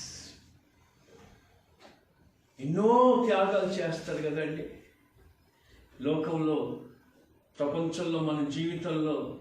ఏమండి, ప్రేమికులు వారి కోసం తల్లిదండ్రులనే త్యాగం చేసేస్తారు. ఏమండి, తల్లిదండ్రులనే వదిలేస్తారు ప్రేమ కోసం. అంటే ఎగ్జాంపుల్ చెప్తున్నాను, నేనేదో మరి ఫిలాసఫీ చెప్తున్నాను కాదు. ఎందుకంటే పిల్లల కోసం త్యాగం చేస్తారు. ఎన్నో వాటి కోసం మనము త్యాగం చేసుకుంటా, లేకపోతే కొన్నిసార్లు కాంప్రమైజ్ అయిపోయి జీవితంలో కాంప్రమైజ్ అయిపోయి ఉంటాం. మరి నీ జీవితంలో త్యాగం అనే మరక ఉందా? త్యాగం అనే మచ్చ ఉందా? పౌలు అంటాడు కదా, నేను క్రీస్తు గుర్తులు, క్రీస్తు మరకల్ని నేను భరించున్నాను. నీ ఆరాధనలో త్యాగం అనే మరకుందా? దేవుడు అదేం చూసాడండి, దేవుడు మనసు చూస్తాడు కదా. పాస్టర్ గారు మీరు 5 రూపాయలు చూసి దేవుడు నేను మనసుతో దేవుని ఆరాధిస్తానండి, దేవుడు ఏం చేస్తాడండి అది అబ్బో చెప్తాడు చూడండి. పాపం ఎవరిని తక్కువ చేయడం కాదు, కానీ నీ ప్రార్థనలో త్యాగం ఉందా, నీ జీవితంలో త్యాగం ఉందా? మరి నీ జీవితంలో దేవుడు మహిమపరచబడుతున్నాడు త్యాగంలో, సాక్రిఫైస్. నా ప్రజలు ఎవరు అంటే నిబంధన బలి అర్పణ చేత నాతో నిబంధన చేసుకున్నవారు. నేను చెప్పడం మర్చిపోయాను. ఎందుకు ఆయన శిలువలో రక్తం కార్చాలి, ఎందుకు మరణించాలి? రాళ్ళని మనుషులుగా చేయగలిగిన దేవుడు ఈ మనుషులందరినీ ఒక్కసారి తుడిపేసి ఆయన రాళ్ళనే మనుషులుగా చేసేసి ఆనందం తీసుకోలేడా? ఆయన మనిషిగా వచ్చి దిగి వచ్చి మళ్ళా ఆయన శిలువలో మరణించాల్సిన అవసరము లేదు, కానీ నిబంధన చేసి తన రక్తంలో కార్చి తన ప్రజల్ని ఆయన మరలా కోరుకున్నాడు. మరి నీ త్యాగం, చదువుల కోసం ఎన్నో త్యాగాలు చేస్తున్నాడు, వీటి కోసం ఎన్నో త్యాగాలు చేస్తున్నాడు. మరి దేవుని ఆరాధనలో నీ త్యాగం ఉందా, మరక ఉందా? అవునండి, మీరు త్యాగపూర్వకమైన ఆరాధన అంటే ఏంటి చూడండి. ఇక్కడ 50వ కీర్తనలో 23వ వచనంలో ఏమంటున్నాడంటే, స్తుతి యాగం అర్పించువాడు నన్ను మహిమపరచుచున్నాడు, నేను వానికి దేవుని రక్షణను కనపరచునట్లు వాడు మార్గము సిద్ధపరచుకొనేను. స్తుతి యాగము అర్పించువాడు, హూసో ఆఫరెత్ ప్రైజ్. స్తుతి యాగం ఏంటి? ఏ యాగము? స్తుతి యాగం. ప్రభా నీకు స్తోత్రం, స్తోత్రం, స్తోత్రం. అయ్యా నీకు వేలాది స్తోత్రం, కోట్లాది స్తోత్రం. ఆమేన్. అమ్మా ఎన్ని స్తోత్రాలు? ఓ వేలాది కోట్లాది స్తోత్రం. చెప్పిందేమో 5 స్తోత్రాలు. అందులో ఏం త్యాగం ఉంది ఏంటి? 14వ వచనం, దేవునికి స్తుతి యాగము చేయుము, మహోన్నతునికి నీ మొక్కుబడులను చెల్లించుము. హల్లెలూయా. చూసారా, 2 ఉన్నాయి, స్తుతి యాగము, మొక్కుబడులు. ఏంటి గమనించండి, స్తుతి యాగం అంటే చాలా మంది స్తోత్రం స్తోత్రం స్తోత్రం, ప్రభా నీకు స్తోత్రం, వేలాది స్తోత్రం, నైనా స్తోత్రం అయిపోయింది. అని యాగం ఏది? యాగం అంటే ఏంటి? బలి అర్పణ అంటే నువ్వు ఒక తీర్మానం, కమిట్మెంట్. నువ్వు ఉద్యోగానికి కమిట్ అయి ఉన్నావు, టిఫిన్ అయినా కాకపోయినా, నాష్ట అయినా కాకపోయినా, లంచ్ ఉన్నా లేకపోయినా బస్సు ఎక్కి ఉరుకుడే ఉరుకు. అయ్యో మరి ఉద్యోగం లేకపోతే ఎట్లా అండి? కరెక్ట్. ఉద్యోగ ఆస్తి లాంటిది, ఉద్యోగ స్వాస్థ్యం లాంటిది. ఉద్యోగం వెళ్ళొద్దన్నట్లు దేవుడు ఇచ్చిన ఉద్యోగం అది. ఎంతో కమిట్మెంట్, వెరీ గుడ్. దేవుడు ప్రతిసారి నీ దగ్గర కోరకపోయినా కనీసం రోజుకి నువ్వు చేసే దాంట్లో ఆ స్తుతి యాగంలో, ఆ స్తుతిలో, ఆరాధనలో త్యాగం, బలి అర్పణ, నిబంధన చేసుకో. అవును ప్రభా, ఇదిగో ఇప్పుడు నేను ఆరాధిస్తాను. టైం నేను చెప్పలేనండి, టైం ఎవరి టైం వాళ్ళది.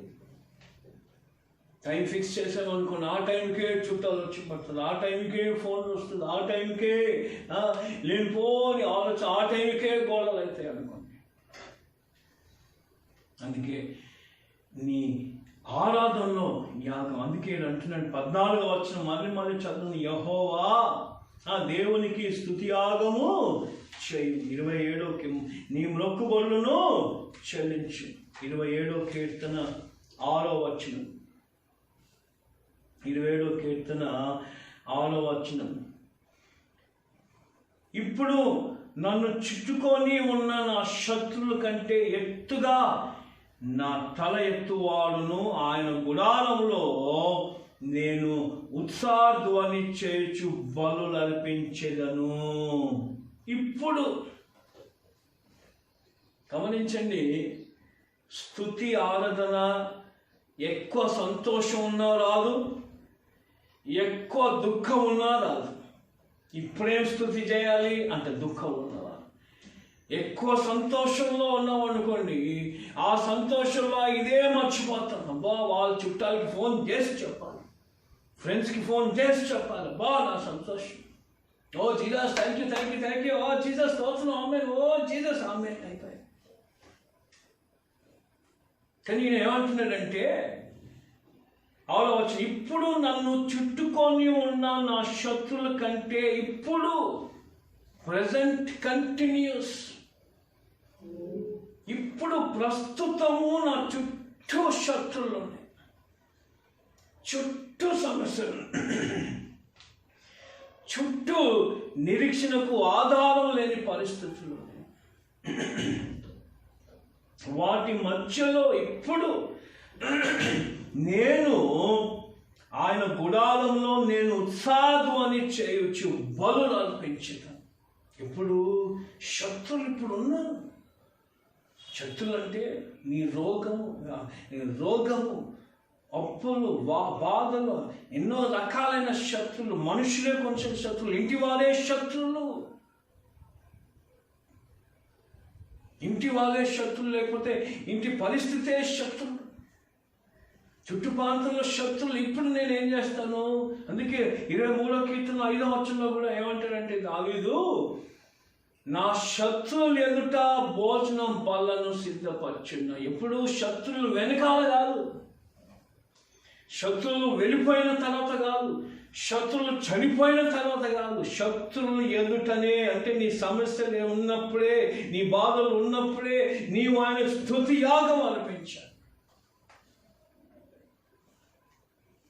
ఆ విరిగి నలిగిన హృదయంతోనే, ఆ కన్నీటితోనే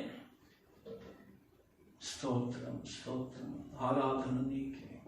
అప్పుడే ఆ పాటలు పాడుకుంటూ, ఆరాధన రాదని పాటలు పాటలు వినడమే కాదు, పాటలు ఏం చేయాలి, మనము పాడుతూ ఉండాలి. ఆ పాటలు మనం ఒప్పుకుంటున్నాం. అందుక నా ప్రియ సహోదరి సహోదరులారా, ఇప్పుడే నా శత్రుల ఎదుట భోజనం బలను, in the presence of mine enemies అంటున్నాడు. ఇప్పుడు నీకు బాధలు ఉన్నాయా? ఇప్పుడే నీకు రోగం ఉందా? ఇప్పుడు నీకు వ్యాధి ఉందా? ఇప్పుడే నీకు అపాయం ఉందా? ఇప్పుడే సమస్యలు ఉన్నాయా? చుట్టూ నీకు ఆపదల శత్రులు ఉన్నాయా? ఇది ఇప్పుడే ఆయన స్తుతించు. అన్ని ఇచ్చినప్పుడు వేరే, అన్ని తీసుకున్నప్పుడు వేరే. అన్ని ఇచ్చినప్పుడు వా వా వా అంటాడు, అన్ని తీసుకున్నప్పుడు అయ్యో అయ్యో అయ్యో అంటాడు. అన్ని ఇచ్చినప్పుడు దేవుడు దేవుడే, అన్ని తీసుకున్నప్పుడు దేవుడు దేవుడు. అందులో మార్పు లేదు. ఆయన స్తుతి యాగంలో, మన స్తుతి యాగంలో మార్పు. అంటే ఆయన ప్రజలు ఎవరు చూసారు? Sacrifice. Those who made a covenant with me with sacrifice. అంటే ఆయన వాక్యాన్ని వినడం, ఆ వాక్యం వినంటే ఆ వాక్యం నెరవేర్చి, అవును శత్రులు ఎదుటనే ప్రభావ నీకు నా స్తుతులు. అహంకారంతో కాదు, గర్వంతో కాదు, విరిగి నలిగిన హృదయం అవుతుంది.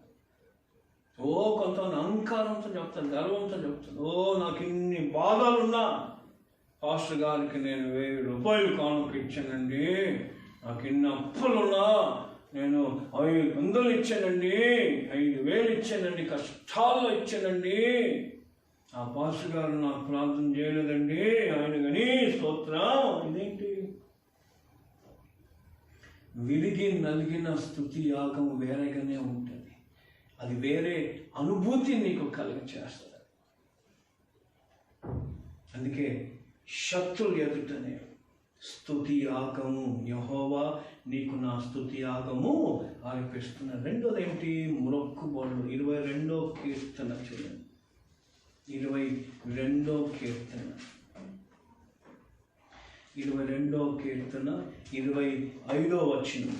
ఆయన అన్నాడు కదా, దేవునికి స్తుతి యాగం చెల్లిస్తూ నా మొక్కుబడులు చెల్లిస్తాను. చాలాసార్లు మనం స్తుతిస్తున్నామని కానుకలు వేయం, చాలా మంది కానుకలు ఇచ్చేస్తున్నాం కదా అని స్తుతించారు. ప్రభు ఏమన్నాడంటే వాటిని మానక వీటిని చేయవలసింది, అంటే వీటిని చేయాలి, వాటిని నెరవేర్చాలి. వాక్యం రెండంచెల ఖడ్గం. వాటిని మానొద్దు, వీటిని చేయకుండా ఉండదు, వీటిని చేస్తూ వాటిని మీరు నెరవేర్చాలన్న 22వ కీర్తన 25వ వచనం.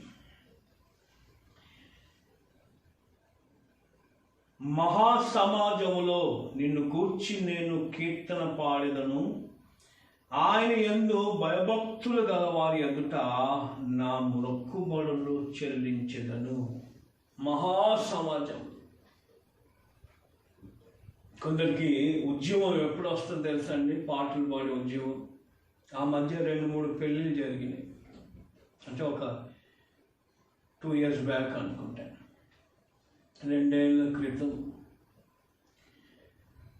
నన్ను పిలిచే మీరు వాక్యం మాత్రం చెప్పండి, మీతో కార్యక్రమం మేము చేసుకుంటాం అంటే, సరే నాయన వాక్యం మాత్రం చెప్తాం. ఎంతసేపు చెప్పాలి అని, 15 minutes చాలండి, 20 minutes చాలు, ఎవరు వింటారు అని. సర్లే అండి, పెళ్ళిలో ఎవరు వింటాడు, కరెక్టే కదా. ఇక పెళ్ళిలో జనం ఎట్లా వస్తుంది మీకు తెలుసు కదా, మామూలుగా రాదు. స్టార్టింగ్లో ఎవడుండి రావాడు, లంచ్ టైము డిన్నర్ టైం అంటే ఓ జనం నిండిపోతారు. పెళ్ళి టైం అయిపోయింది, పెళ్ళి కార్యక్రమం అయిపోయింది, ఇక వాక్యం చెప్పాలి, జనం లేదు. ఒక 2 పాటలు పాడదాము అంటే 2 పాటలు పాడిపిస్తున్నారు, ఇంకా పెళ్ళి జరగలేదు, ఇంకా పెళ్ళి నెరవేర్చాలి, జనం రావాలి. అప్పటిదాకా పాటలు పాడన్న వాళ్ళు కొంతమంది మేము పాటలు పాడుతున్నాం అన్నట్టు. ఓ మన బ్రదర్ అండి చాలా మధురమైన స్వరం, ఘంటసాల అన్నారు.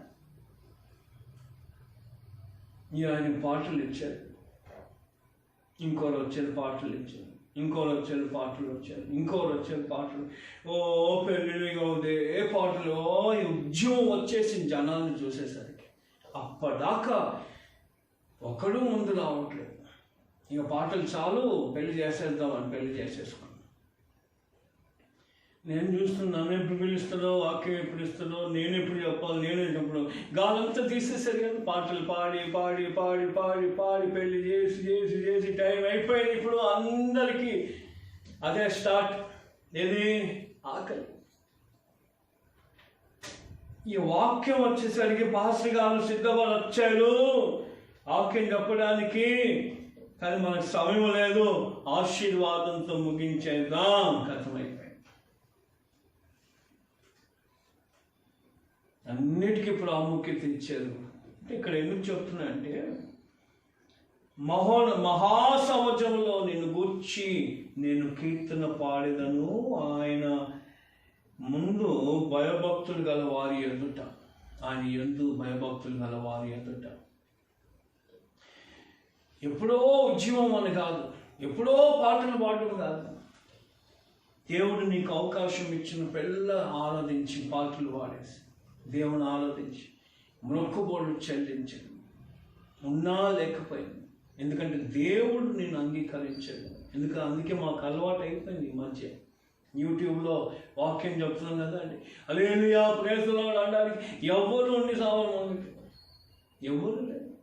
ఆ చర్చెస్లో 10 మంది 20 మంది అని ఉంటే వాళ్ళు చూసేదా ఇంకా వాక్యం వచ్చేది. ఇక్కడ చూసుకుంటే గోడని చూసుకోవాలి, లేక నన్ను నేను చూసుకోవాలి. ఆయన కానీ దేవుని ఆరాధిస్తూ, ఎందుకంటే దేవుని సన్నిధి అనుభవిస్తూ దేవుని ఆరాధిస్తూ ఆయన వాక్యం చెప్తాం. 22వ కీర్తన 25వ వచనంలో అంటే 61వ కీర్తన చూడండి, 61వ కీర్తన 61వ కీర్తన 8వ వచనం. Psalm 61 verse 8.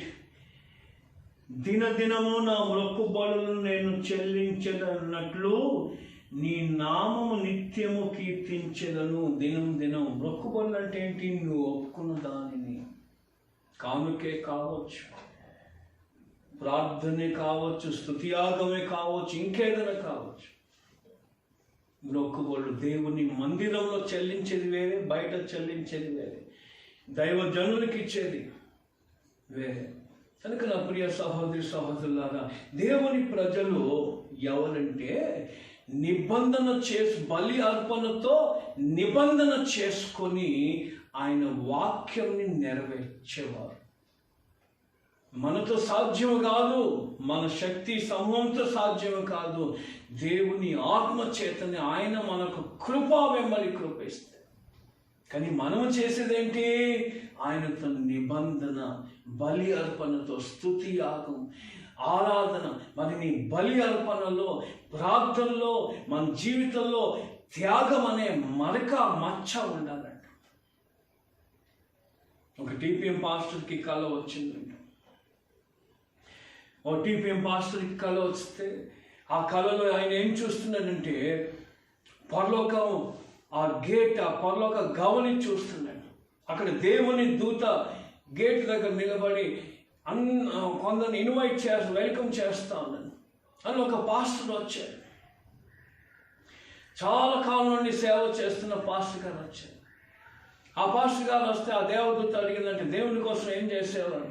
ఓ నేను బైబిల్ కాలేజ్ కట్టాను, నేను సేవ చేశాను, ఓ చాలా గొప్పగా చేశాను, చాలా మందికి వాక్యం చెప్పాను, బ్యాప్టిజం మంచిదే. గుర్తులు చూపి, మరకలు చూపి, ఆనవాళ్ళు చూపి, సైన్స్ చూపి అన్నాడు. ఇంకో పాస్టర్ వచ్చారు. అంటే ఈయన కళలు చూశారు. ఇంకో పాస్టర్ వస్తే, నువ్వేం చేసావు అంటే, ఓ దేవుని కోసం నేను సేవ చేశాను, ఓ ఈ పెద్ద పాస్టర్ ఏమో ఎన్నో ఏళ్ళు చేస్తారు, ఈ పాస్టర్ ఏమో కొన్నేళ్ళు చేస్తాడంటే. ఏది చూపి అంటే ఆయన శరీరం మీద అన్ని ఆ మచ్చలు కనిపినాయి అంటే క్రీస్తు కోసం పడిన శ్రమలకు మరికలు కనిపించినాయి అంటే. క్రీస్తు కోసం తను ఎక్కడెక్కడైతే శ్రమలు పడ్డాడో, తగ్గించుకున్నాడో, అవమానమయ్యాడో అది కనిపించిందంట. వెంటనే దేవదూత ఆయన వెల్కమ్ చేసి లోపల వెళ్ళిపోయినట్టు. కనుక నా ప్రియ సహోదరి సహోదరుల, దేవుని ప్రజలు ఎవరు అని మనం ప్రశ్నించుకుంటే, బలి అర్పణతో నిబంధన చేసుకున్నవారు ఒకటి. రెండోది, ప్రకటన గ్రంథంలో మనం చూసాం కదా, పిలువబడిన వారు, ఏర్పరచబడిన వారు, నమ్మకమైన వారు. ఏంటి? పిలువబడిన వారు ఉన్నారు, ఏర్పరచబడిన వారు ఉన్నారు, నమ్మకమైన వారు ఆయనతో ఉన్నారంటే, ఇక్కడున్న వారు అక్కడ పరలోకంలో యోహాను చూస్తున్నాడు. పరలోకంలో అపోస్తలుడు యోహాను ఏం చూస్తున్నాడంటే, ఆయనతో ఎవరు ఉన్నారు అసలు? Who are with lamb of God, దేవుని గొర్రెపిల్లతో ఎవరు ఉన్నారు? ఏ ప్రజలు, ఏ క్వాలిటీ, ఏ జనం ఉన్నారు, ఏ జాతి వాళ్ళు ఉన్నారు? అక్కడ జాతి రాసుంటే ఈరోజు ప్రపంచంలో ఒకటే జాతి ఉండేది. నల్ల జాతి, తెల్ల జాతి, blue blood, white blood, red blood, ఎన్నో బ్లడ్లు ఉన్నాయి కదా. లేకపోతే ఫలానా దేశస్తులు ఉన్నారండి, ఫలానా గ్రామం వాళ్ళు ఉన్నారని రాయలేదు అక్కడ. ఆయనతో ఉన్నవాళ్ళు ఎవరంటే పిలువబడినవారు. నువ్వు పిలువబడ్డావా?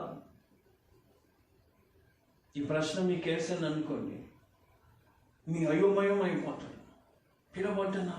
ఏమండి, దేవుడు నన్ను ఎప్పుడు పిలవలేదండి, ఎప్పుడు నేను వినలేదండి. అసలు నువ్వు చర్చికి వెళ్తే కదా, మందిరానికి వెళ్తే కదా, వాక్యం నువ్వు వింటే కదా దేవుని పిలిచాడా లేదా, నువ్వు రక్షణ పొందినావా లేదా నీకు తెలిసేది. దేవుడు నేను ఎందుకు పిలిచాడు? పిలువబడిన వాళ్ళు ఉన్నారు, ఏర్పరచబడిన వాళ్ళు, నమ్మకమైన వాళ్ళు ఉన్నారు. 3 types ఆఫ్ పీపుల్. అయితే మొట్టమొదటిగా ఫస్ట్ క్లాస్ పీపుల్, అంటే క్లాస్ అని చెప్ప గ్రేడ్ ఇవ్వట్లేదు. మొట్టమొదటిగా పిలువబడిన వాళ్ళు. ఎందుకు పిలిచాడు అసలు? నువ్వు క్రిస్టియన్గా అయినావా? బ్యాప్టిజం తీసుకున్నావా అంటే దేవుడు నిన్ను పిలిచాడు. ఎవరో నీ అంతరాత్మ నిన్ను బ్యాప్టిజం తీసుకోమన్నదా? అంతరాత్మ నిన్ను పరిశుద్ధాత్మ పొందుకోమన్నదా? చర్చికి వెళ్ళమన్నదా? చర్చికి వెళ్ళొద్దు అన్నదంటే అది సైతాన్ని. చైతన్య కదా అనేది చర్చికి వెళ్ళొద్దు అనేది దేవుడు అంటాడా? కానీ నువ్వు చర్చికి వెళ్తున్నావు, వాక్యం వింటున్నావు అంటే నువ్వు పిలువబడ్డావు. పిలువబడిన వారి పని ఏంటి? కొంత చర్చికి వెళ్ళారండి, పిలిచారా లేదా, రక్షణ లేదా, ఆ దేవుడు నాకు స్వయంగా చెబితే నేను బాప్టిజం, నువ్వు పెద్ద మొనగాడివి, ఆయన పైకి వెళ్ళి దిగొచ్చి ఆయన చెప్పారు. అదే అన్నాడు కదా, ధనవంతుడు అన్నాడు కదా, అయ్యో ప్రభా అబ్రాము నాకు 4 అన్నతమ్ముళ్ళు, 5 అన్నతమ్ముళ్ళు ఉన్నారు, లాజరస్ని పంపి చనిపోయిన వాళ్ళు లేచి వస్తే వాళ్ళు కూడా వాక్యం వినేసి కనీసం వాళ్ళు పరలోకంలో ఉంటారు, ఈ వేదన కన్నా అక్కడ ఉంటారు, లాజరస్ పంపి తొందర. ఈయన కౌన్సిల్ ఇస్తున్నాడు పరలోకానికి, ఈయన ఉన్న కౌన్సిల్ అంతా పోగొట్టుకొని ఈయన కౌన్సిలర్ అయ్యాడు ఇప్పుడు అబ్రాహాంకి, ఆ పరదేశంలో ఉన్న దేవదూతలకి. ఈయన ఆలోచన ఇస్తున్నాడు దేవుడికి. ఇప్పుడు పంపిస్తే వాళ్ళు రక్షణ పొందుతారు. అప్పుడు జవాబు ఏమొచ్చింది తెలుసండి? అవునయ్యా మరి ఆలోచన ఇచ్చును, మాకు ఆలోచన లేదు, మాకు జ్ఞానం లేదు, లాజరస్ చలో పాస్పోర్ట్ తీసుకో, వీళ్ళు నన్ను దిగు, ఇండియాకి దిగు, పో, అందరు చెప్పేసిరా పో అన్నాడా?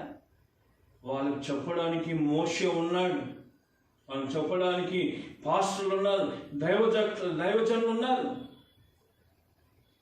వాళ్ళ మాటనే వినకపోతే చనిపోయి లేసి వచ్చిన ఈయన మాట వింటారా? దయ్యం అనుకుంటారు. నువ్వు పాస్టర్ మాటను, దైవజనుల మాటను, ఆ వాక్యం మీద నమ్మకం లేకపోతే దేవుడు వచ్చి బాప్టిజం తీసుకోమని ఎలా చెప్తాడు? ఎలా నువ్వు లక్ష్యం, ఎలా పిలువబడ్డావా? అవునండి పిలువబడ్డాను, చర్చికి వెళ్ళాను, రక్షణ పొందాను, మారు మనసు పొందాను. అయితే ఏం చేయాలి? 1 పేతురు 2:9 పిలువబడిన వాళ్ళ ఒక పరిచర్య చూడండి. పిలువబడిన వారు, ఏర్పరచబడిన వారు కాదు. 1 పేతురు 2:9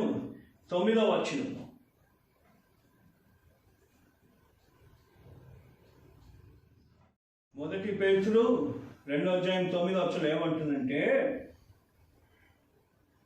అయితే మీరు చీకట్లో నుండి ఆశ్చర్యకరమైన తన వెలుగులోనికి మిమ్మల్ని పిలిచిన వాని గుణాతిశయము ప్రచురము చేయు నిమిత్తము మీరేమైరు? ఏర్పరచబడ్డారు. ఏర్పరచబడి వంశము, రాజులైన యాజక వంశము, సమూహము, పరిశుద్ధ జనము, దేవుని సొత్తైన ప్రజలై ఉన్నారు. మీరు చీకట్లో నుండి ఆశ్చర్యకరమైన వెలుగులోనికి మిమ్మల్ని పిలిచిన వాని గుణాతిశయమును ప్రచురం చేయాలి. పిలువబడిన వారు చేసే మొట్టమొదటి పని. వాళ్ళు ఉద్యోగం చేయాలని లేదు ఇక్కడ, చదువుకోవద్దని చెప్పట్లేదు, చదువు మాని అనట్లేదు, చదువు చేయొద్దు అనట్లేదు. పిలువబడి రక్షణ పొందిన వాళ్ళ యొక్క మొట్టమొదటి పని ఏంటంటే ఆయన గుణాతిశయమును ప్రచురం చేయాలి. అంటే ఆయన మహిమల గురించి, ఆయన కీర్తనల గురించి, ఆయన ఒక మంచితనం గురించి, ఆయన ప్రేమల గురించి, ఆయన అనురాగం గురించి, ఆయన వాగ్దానాల గురించి సాక్ష్యాలు చెప్పుకుంటూ, పాటలు పాడుకుంటూ దేవుని కృప, దేవుని కృప, దేవుని కృప, ఏం పెద్ద సోది చెప్తున్నాయా నువ్వు దేవుని కృప అని, మేము మా లక్కు లేదా ఇది లేదా అని కొంతమంది మనం చెప్తా ఉంటారు. అంటే అక్కడ దైవిక జ్ఞానం కూడా వాడాలి. ఎక్కడంటే అక్కడ దేవుని కార్యము చేయమని కాదు, ఆయన ప్రచురం చేయాలి. ఆయన గుణాతిశయముని మనము మహిమపరచాలి. ఏది? మన యొక్క జీవితము ద్వారా. ఏంటి? ఆయన పిలువబడ్డారు. ఎందుకు పిలిచారంటే ఆయన గుణాతిశయమును ప్రచురం. అంటే ఎట్లా ప్రచురం చేయాలి? మెడలు వేసుకోవాలా? బోర్డు అంటే అంటించుకోవాలా? కాదు. మన యొక్క ప్రవర్తన, మన యొక్క ఆరాధన, మన యొక్క మనం చెప్పే సాక్ష్యాలు అంటే ఆయన్ని మహిమపరచాలి. జనాల మధ్యలో ఆయన్ని మహిమపరచాలి. సిగ్గుపడతారు కొంతమంది. అండి సిగ్గుపడతారు. క్రిస్టియన్ అంటారు కరెక్ట్, ఎందుకంటే క్రిస్టియన్ అంటే ఒక నీచమైన చూపుతో చూస్తారు. క్రిస్టియన్ అంటే ఒక చిన్న చూపుతో చూస్తారు. మీరు ఏదో ఏలియన్ని చూసినట్టు చూస్తారు. మరి దేశం అంతా క్రిస్టియన్ మీదనే, క్రిస్టియన్ దేశాల మీద ఆధారపడి ఉంటారు. ఆ టెక్నాలజీ మీద ఆధారపడుతుంది. ఆ స్కూళ్ళలోనే చదువుతారు, క్రిస్టియన్ స్కూల్లోనే చదువుతారు, క్రిస్టియన్ దేశాలకే పోతారు, అక్కడ పోయి క్రిస్టియన్ పేర్లు పెట్టుకుంటారు. నీకేం తెలుసు? అమెరికా వెళ్ళిన వాళ్ళ సంగతి అడగండి. వేరే ఫారిన్ కంట్రీస్లో వీళ్ళు ఏ ముస్లిం అయినా హిందూ అయినా పోతే అక్కడ ఏం పెట్టుకుంటారు? శామ్, సన్నీ, సోలమన్, డేవిడ్, డూయిడ్, రాకీ, రీకీ ఏమో పెట్టేసుకుంటారు. అక్కడ పుట్టి పెరిగిన వాళ్ళు వేరే, ఇక్కడ నుండి పోయిన వాళ్ళు. మరి ఇక్కడ వచ్చి క్రిస్టియన్స్ని ఎలా చూస్తారు? చిన్న చూపుతో చూస్తారు. మరి క్రిస్టియన్ స్కూల్లో కాన్వెంట్ ఉంటుందండి అంటే మీరు మరోలాగా అనుకోవద్దని కాదు, కానీ గుణాతిశయాన్ని ప్రచురము చేయాలి. కరెక్టే, క్రిస్టియన్ని చిన్న చూపు చూస్తారు.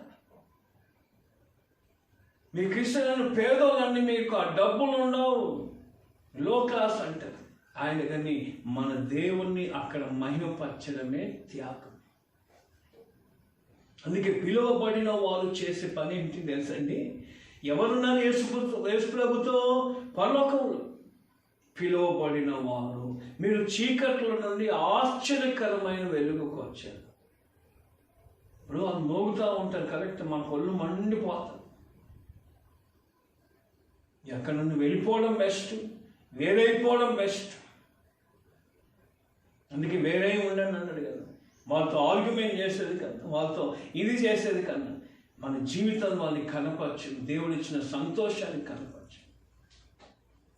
కనుక రెండోది త్వరగా ముగించేస్తాను. రెండోది ఏర్పరచబడిన వారు. ఏర్పరచబడిన వారికైతే ఇంకా రెండు పని ఎక్కువ. ఎందుకంటే పిలువబడిన వారి పని చేయాలి, వారు ఎందు నిమిత్తం ఏర్పరచబడ్డారో ఆ పని కూడా చేయాలి. ఇప్పుడు పిలువబడిన వారి పని ఏంటి? ఆయన గుణాతిశయమును ప్రచురం చేయాలి. అనేక రకాలుగా యేసు ప్రభుని మహిమపరచాలి. జీవితం ద్వారా, సాక్ష్యం ద్వారా, మన యాటిట్యూడ్ ద్వారా. ఇంకా చెప్పుకుంటే అయితే చాలా ఉంటాయి. మళ్ళీ మీరు విన్నారు అనుకోండి, కొంతమంది హర్ట్ అయిపోతారో ఇట్లా కూడా ఉంటుందా అనుకోండి. ఇంకా వినేది కూడా మానేస్తుంది, పాస్టర్ ఏమో చెప్తున్నాడు. కనుక ఆయన పిలువబడిన వారు, ఏర్పరచబడిన వారు పిలువబడిన వారి పని చేయాలి. వారు ఎందుకు ఏర్పాటు చేయబడ్డారో ఆ పని చేయాలి. అందుకే ఎఫెసీ 4:1 అంటాడు, ఏమంటాడంటే, నీవు ఎందు నిమిత్తము ఏర్పరచబడ్డావో, ఎందు నిమిత్తం నువ్వు పిలువబడ్డావో, దేనికోసం నువ్వు ఏర్పాటు చేయబడ్డావో దానిని జాగ్రత్తగా చూసుకో. పిలువబడిన వారు 1000 మంది అయితే ఏర్పరచబడిన వారు 10 మంది అనుకోండి. ఎందుకంటే పిలువబడిన వారు అనేకులు, ఏర్పరచబడిన కొందరే. దేవుడు నేను పిలిచాడా తెలుసుకో. చర్చికి వెళ్ళి వాక్యం విని నేను పిలిచాడా? మరి నువ్వు పిలిస్తే దేవుని ప్రజలుగా ఉంటావు. ఉండాలంటే ఆయన గుణాతిశయాన్ని ప్రచురం చేయాలి. రెండోది, నువ్వు ఏర్పరచిన గుంపులో ఉన్నావా? ఎందుకు ఏర్పరచుకున్నాడు తెలుసుకో. ఆ ఏర్పరచుకుని ఆ ఏర్పాటులో ఉండు. పిలువబడిన పని చేయి, ఏర్పాటులో. నన్ను ఉట్టి వాక్యం చెప్పాలని పిలిచాడంటే నేను ఉట్టి వాక్యం చెప్తాను, ఇవన్నీ నాకు జాగ్రత్తనే. బైబిల్ కాలేజ్ పోయినాను, బీటెక్, సిటీలు వచ్చి అన్ని టీహెచ్లు చేసేసినాను. వాక్యం చెప్పేస్తాను, అక్కడ ఇక్కడ తిప్పి కథ అంతే. వాక్యం చెప్పమని పిలిచాడు అంతే. గుణాతిశయం ప్రచురం చేసిన పని కాదు. పేరుపరచబడిన వాడు పిలువబడిన పని చేయాలి, ఏర్పరచబడిన పని చేయాలి. అందుకే దేవుడు ఎవరిని ఏర్పాటు చేసుకున్నాడంటే 1 కొరింథీ 1 27 చూస్తే ఆయన పేదోల్ని, మూర్ఖుల్ని, అజ్ఞానుల్ని అక్కడ చదువుదాం ఒకసారి. 1 కొరింథీ 1 27 1 Corinthians 1:27. ఏ శరీరము దేవుని ఎదుట అతిశయపడకుండానట్లు కలిసి ఉంటే జ్ఞానులని సిగ్గుపరచుటకు లోకమందు వెరివారిని దేవుడు ఏర్పరచుకొని ఉన్నాడు. బలవంతుని సిగ్గుపరచుటకు లోకంలో బలహీనుల్ని వారిని దేవుడు ఏర్పరచుకొని ఉన్నాడు. ఎన్నిక లేని వారిని వ్యర్థము చేయుటకు లోకములో నీచులైన వారిని, వారిని, ఎన్నిక లేని వారిని దేవుడు ఏర్పరచుకొని ఉన్నాడు. ఎవరిని ఏర్పరచుకున్నాడు? పిలువబడిన వారు.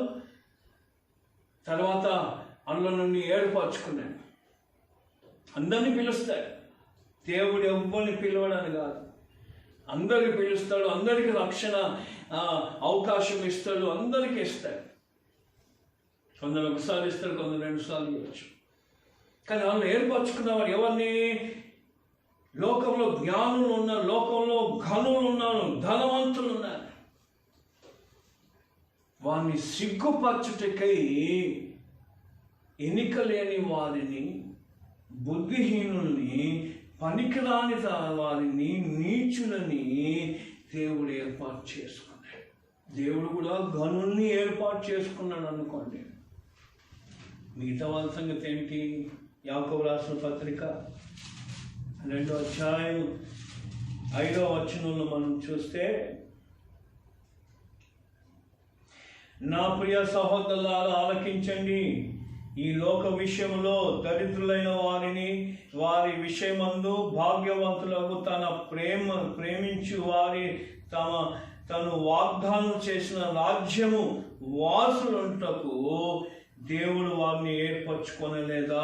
దరిద్రులు ధనం ఉండొద్దని కాదు. ధనం ఉన్న వారు ఏం చేస్తారంటే దేవుడిని డబ్బులతోనే అనలైజ్ చేస్తారు, పాస్టర్ని అనలైజ్ చేస్తారు. పాస్టర్కి కారు ఉందనుకోండి, ఆ పోన్లే మంచి పాస్టర్, పెద్ద పాస్టర్ అనుకుంటారు. పాస్టర్ సైకిల్ వచ్చాడు అనుకోండి, నీ బతికే సరిగ్గా లేదు, నువ్వు మమ్మల్ని ఆశీర్వదిస్తావు, నీ బతికే ఇట్లా సైకిల్ బతికే అయింది, నీ బతికే ఇట్లా ఉంటే నువ్వు మమ్మల్ని ఆశీర్వదిస్తావు అంటారు.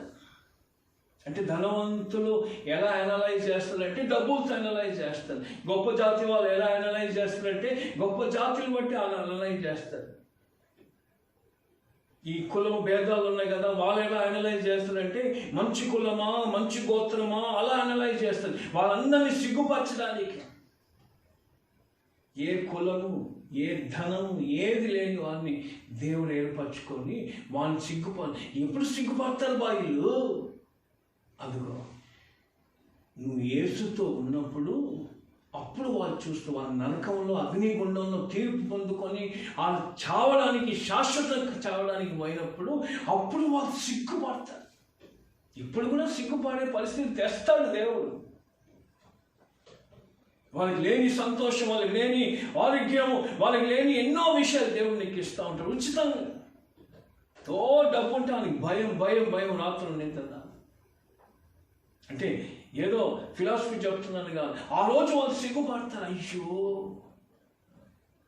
శాశ్వతంగా వాళ్ళు కాలుతున్నారు. అందుకే ఆ దినము కోసం ఎదురు చూస్తూ త్యాగపూర్వకమైన జీవితం. ఒకటి ఏర్పరచబడిన వారు, ఒకటి బలి అర్పణతో నిబంధన చేసుకున్నవారు, ఆయన పరిచయం. రెండోది పిలువబడిన వారు. మూడోది ఏర్పరచబడిన వారు. నాలుగోది యేసుతో ఎవరు, ఆయన వారు ఎవరంటే నమ్మకమైన వారు. హల్లెలూయా. మత్తయి సువార్తలో చదువుతాను. మత్తయి సువార్తలో అసలు నమ్మకమైన వాడంటే ఎవరు? ఒక మాటలు చెప్పవచ్చు. ఈ కొంచెంలో నమ్మకమైన వాడు, బలా నమ్మకమైన దాసుడా, ఈ కొంచెంలో నమ్మకంగా ఉంటివి, కొంచెంలో నమ్మకమైన వాడు నిజంగానే నమ్మకమైన వాడు. లాజిక్ చూడండి, దేవుని యొక్క లాజిక్. అది కొంచెంలో ఎవరైనా నమ్మకం ఉంటాడు. రూపాయి దొరికింది అనుకోండి, పేదోడికి ఇస్తే 10 రూపాయలు దొరికిందని పేదోడికి ఇచ్చేస్తాడు. అది 500 దొరికితే, అదే 1000 రూపాయలు దొరికితే, ఏమండి పోనీ బై ఛాన్స్ వచ్చేస్తే గమనించండి. అంటే లోకల్ లాజిక్. పెద్దది మోసం చేస్తే మోసం, అది చిన్న అబద్ధం ఇంకేదో కార్యక్రమం చిన్నదే కదా, పోల్చుకుంటారు. అమ్మో అంత పెద్ద నేనైనా చేస్తుందండి, అబ్బో పరిశుద్ధులు అయిపోయాడు. మొట్టమొదటి ప్రభు ఏమన్నాడంటే ఈ కొంచెంలో నమ్మకమైన వాడు. ఇంకా చాలా ఉంటాయండి, చెప్పుకుంటే వెళ్ళామనుకోండి, ఇక మీకు అర్థమయ్యేమనుకుంటే మంచిది. అయితే ఒక మాట చెప్తాను, 2 మాటలు చెప్పి ముగించేస్తాను. ఇప్పటికే చాలా ఆలస్యం అయిపోయింది. ఎందుకంటే దేవుని ప్రజలు ఎవరు మనం గ్రహించి ఉండాలి. బలి అర్పణతో నిబంధన చేసుకున్నాను, ఏర్పరచబడిన వారు. మనం ఏర్పాట్లు ఉన్నావా? బలి అర్పణ త్యాగపూర్వకమైన ఆరాధన ఉందా? త్యాగపూర్వకమైన ప్రార్థన ఉందా? దేవుని విషయాల్లో ఎన్నో త్యాగాలు ఉన్నాయి, జీవితాల్లో లేవని కాదు, చాలా గొప్ప త్యాగాలు ఉన్నాయి.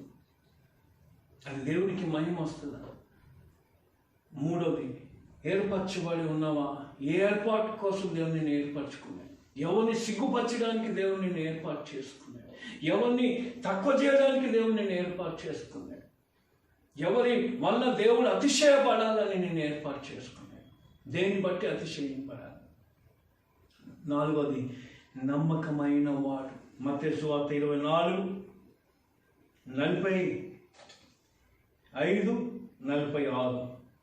యజమానుడు తన ఇంటి వారికి తగిన వేళ అన్నము పెట్టుటకు వారిపైన ఉంచిన నమ్మకమైన వాడు బుద్ధిమంతుడై మైన దాసుడు. గమనించండి, మళ్ళీ మీకు ఎక్స్ప్లెయిన్ చేస్తాను. యజమానుడు తన ఇంటి వారికి తగిన వేళ అన్నము పెట్టుటకు వారిపైన ఉంచిన నమ్మకమైన వాడైన బుద్ధిమంతుమైన దాసుడు. 46, యజమానుడు వచ్చినప్పుడు ఏ దాసుడు ఈలాగు చేయుచుండగా అతడు కనుగొన్నో ఆ దాసుడు ధన్యుడు. ఇంగ్లీష్లో చక్కగా ఉంటాడు. Who then is faithful and wise servant. యజమానుడు తన ఇంటి వారికి అప్పగించిన అన్నము పెట్టుటకు whom his Lord had made ruler over his household. దేవుని ఇంటి మీద ఉన్న యజమానుడు అన్నం పెట్టాలి. ఇప్పుడు లాక్డౌన్ ఉంది, చర్చ్ లేదు, ఏం వాక్యం చెప్పాలి అని నేను ఆగిపోలేదు కదా. నాకు వచ్చిన శ్రమలు ఉన్నదన్నీ పోగొట్టుకున్నా. ఏం చేస్తున్నాను? నాకున్న దాంట్లోనే వాక్యం చెప్తూ ఉన్న తెలివిలోనే ఏదో చేస్తున్నాను. మరి అది ఎంతకరంగా మీకు ఆశీర్వాదం ఉందో అది మీరు చెప్పాలి. కానీ ఎక్కడ ఫుల్ స్టాప్ పెట్టలేదు. అంటే మీకు వాక్యం అర్థమయ్యేటట్టు చెప్తున్నాను. రోగమైన, వ్యాధి అయినా, అనుకూల పరిస్థితులైనా, మనసు బాగలేకపోయినా, గుండెలో భారం ఉన్నా, అయ్యో ఆదివారం వీడికి అన్నం పెట్టాలి, లేదు మీటింగ్ రోజు వాళ్ళకి వాక్యం చెప్పాలి, అయ్యో నా మనసే బాగాలేదు, నా గుండె బాగాలేదు, నా బతికే బాగాలేదు, నీకేం చెప్పాలని నేను ఫుల్ స్టాప్ పెట్టలే కదా. ఫుల్ స్టాప్ పెట్టాను అనుకోండి, ఏమో ఆయన పెట్టమంటే ఆయన పెట్టే సమయం వస్తే ఆయన పెడతాడు. ఇప్పుడు అవకాశం దొరికింది, వాళ్ళని చూసి నేర్చుకున్నాం, యూట్యూబ్లో వేయాలి, ఎట్లా వేయాలి, అలా వేయాలి. నాకు తెలివి వచ్చి సాగదు. 10 సార్లు ప్రాక్టీస్ చేస్తే తప్ప ఒక పాట పాడలేను. కానీ అన్నము పెట్టుటకు నన్ను పెట్టాడు. 10 మందో 20 మందో 5,000 4,000 మన వాక్యం అన్నం పెట్టమని పెట్టాను. యజమానుడు వచ్చాడు. ఇప్పుడు ఆయన చెప్తున్నాడు చూడండి, who then is faithful wise servant whom his Lord hath made ruler over his household to give them meat in due season. Blessed is that servant whom his Lord when he comes shall find so doing. అతడు తన యజమానుడు వాని ఉంచిన 46 యజమానుడు వచ్చినప్పుడు ఏ దాసుడు ఇలాగూ చేయుచుండెనో వాడు ధన్యుడు. ఎవడు నమ్మకమైన వాడు, నిద్రపోయిన వాడు కాదు. ఆయన ఎప్పుడు వస్తాడు? బాబు రేపు బస్సు ఎక్కుతున్నాను, ఆయన రాత్రికి పొద్దున ఇమ్లిమన్ బస్ స్టాండ్ దిగుతాను, రా నాయన కారు తీసుకొని అన్నాడు అనుకోండి, వీళ్ళు సిద్ధపడతారు. వీళ్ళు అన్నీ సదిరేస్తారు. మా నాయన వస్తున్నాడు, నీ మామ వస్తున్నాడు, వీళ్ళన్నీ సదిరేసి ఏమేమి చెత్త అన్నీ పెట్టి సిద్ధపడిపోయి నాయన వచ్చినప్పుడు నాయనకి ఎట్లా ఇష్టమో అట్లా పెట్టేస్తారు. నాయన ఇంప్రెస్ అయిపోయి ఆస్తి కాయిదాలు ఇచ్చేసి అయిపోయి నాయన వస్తున్నాడంటే ఈ నాయన చొప్పిలాడే,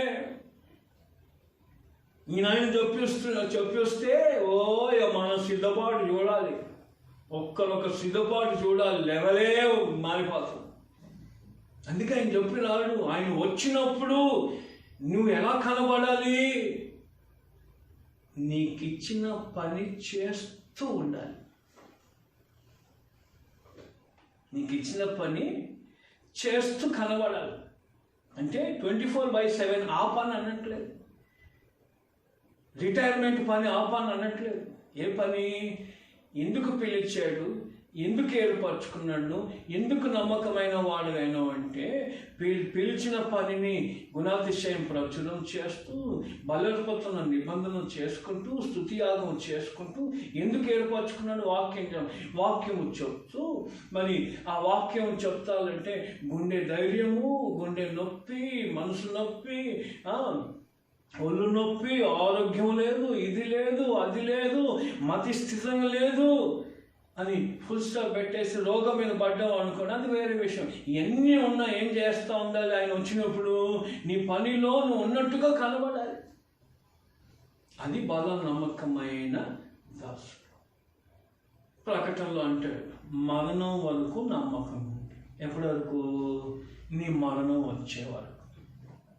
అందుకే ఇక్కడికి ముగించేస్తానండి, దయచేసి గమనించండి. దేవుని ప్రజలు ఎవరు? ఆయన ప్రజలకి ఆయన డిఫరెన్స్ కలగ చేస్తాడు. అందరితో ఆయన కలపడు మనల్ని, అందరితో ఆయన మనల్ని తీర్పు తీర్చాడు. ఐగుప్తులో వచ్చిన తెగులు కానీ ఇజ్రాయెల్లో రాలేదు. ఐగుప్తులో వచ్చింది చీకటి కానీ ఇజ్రాయెల్లో రాలేదు.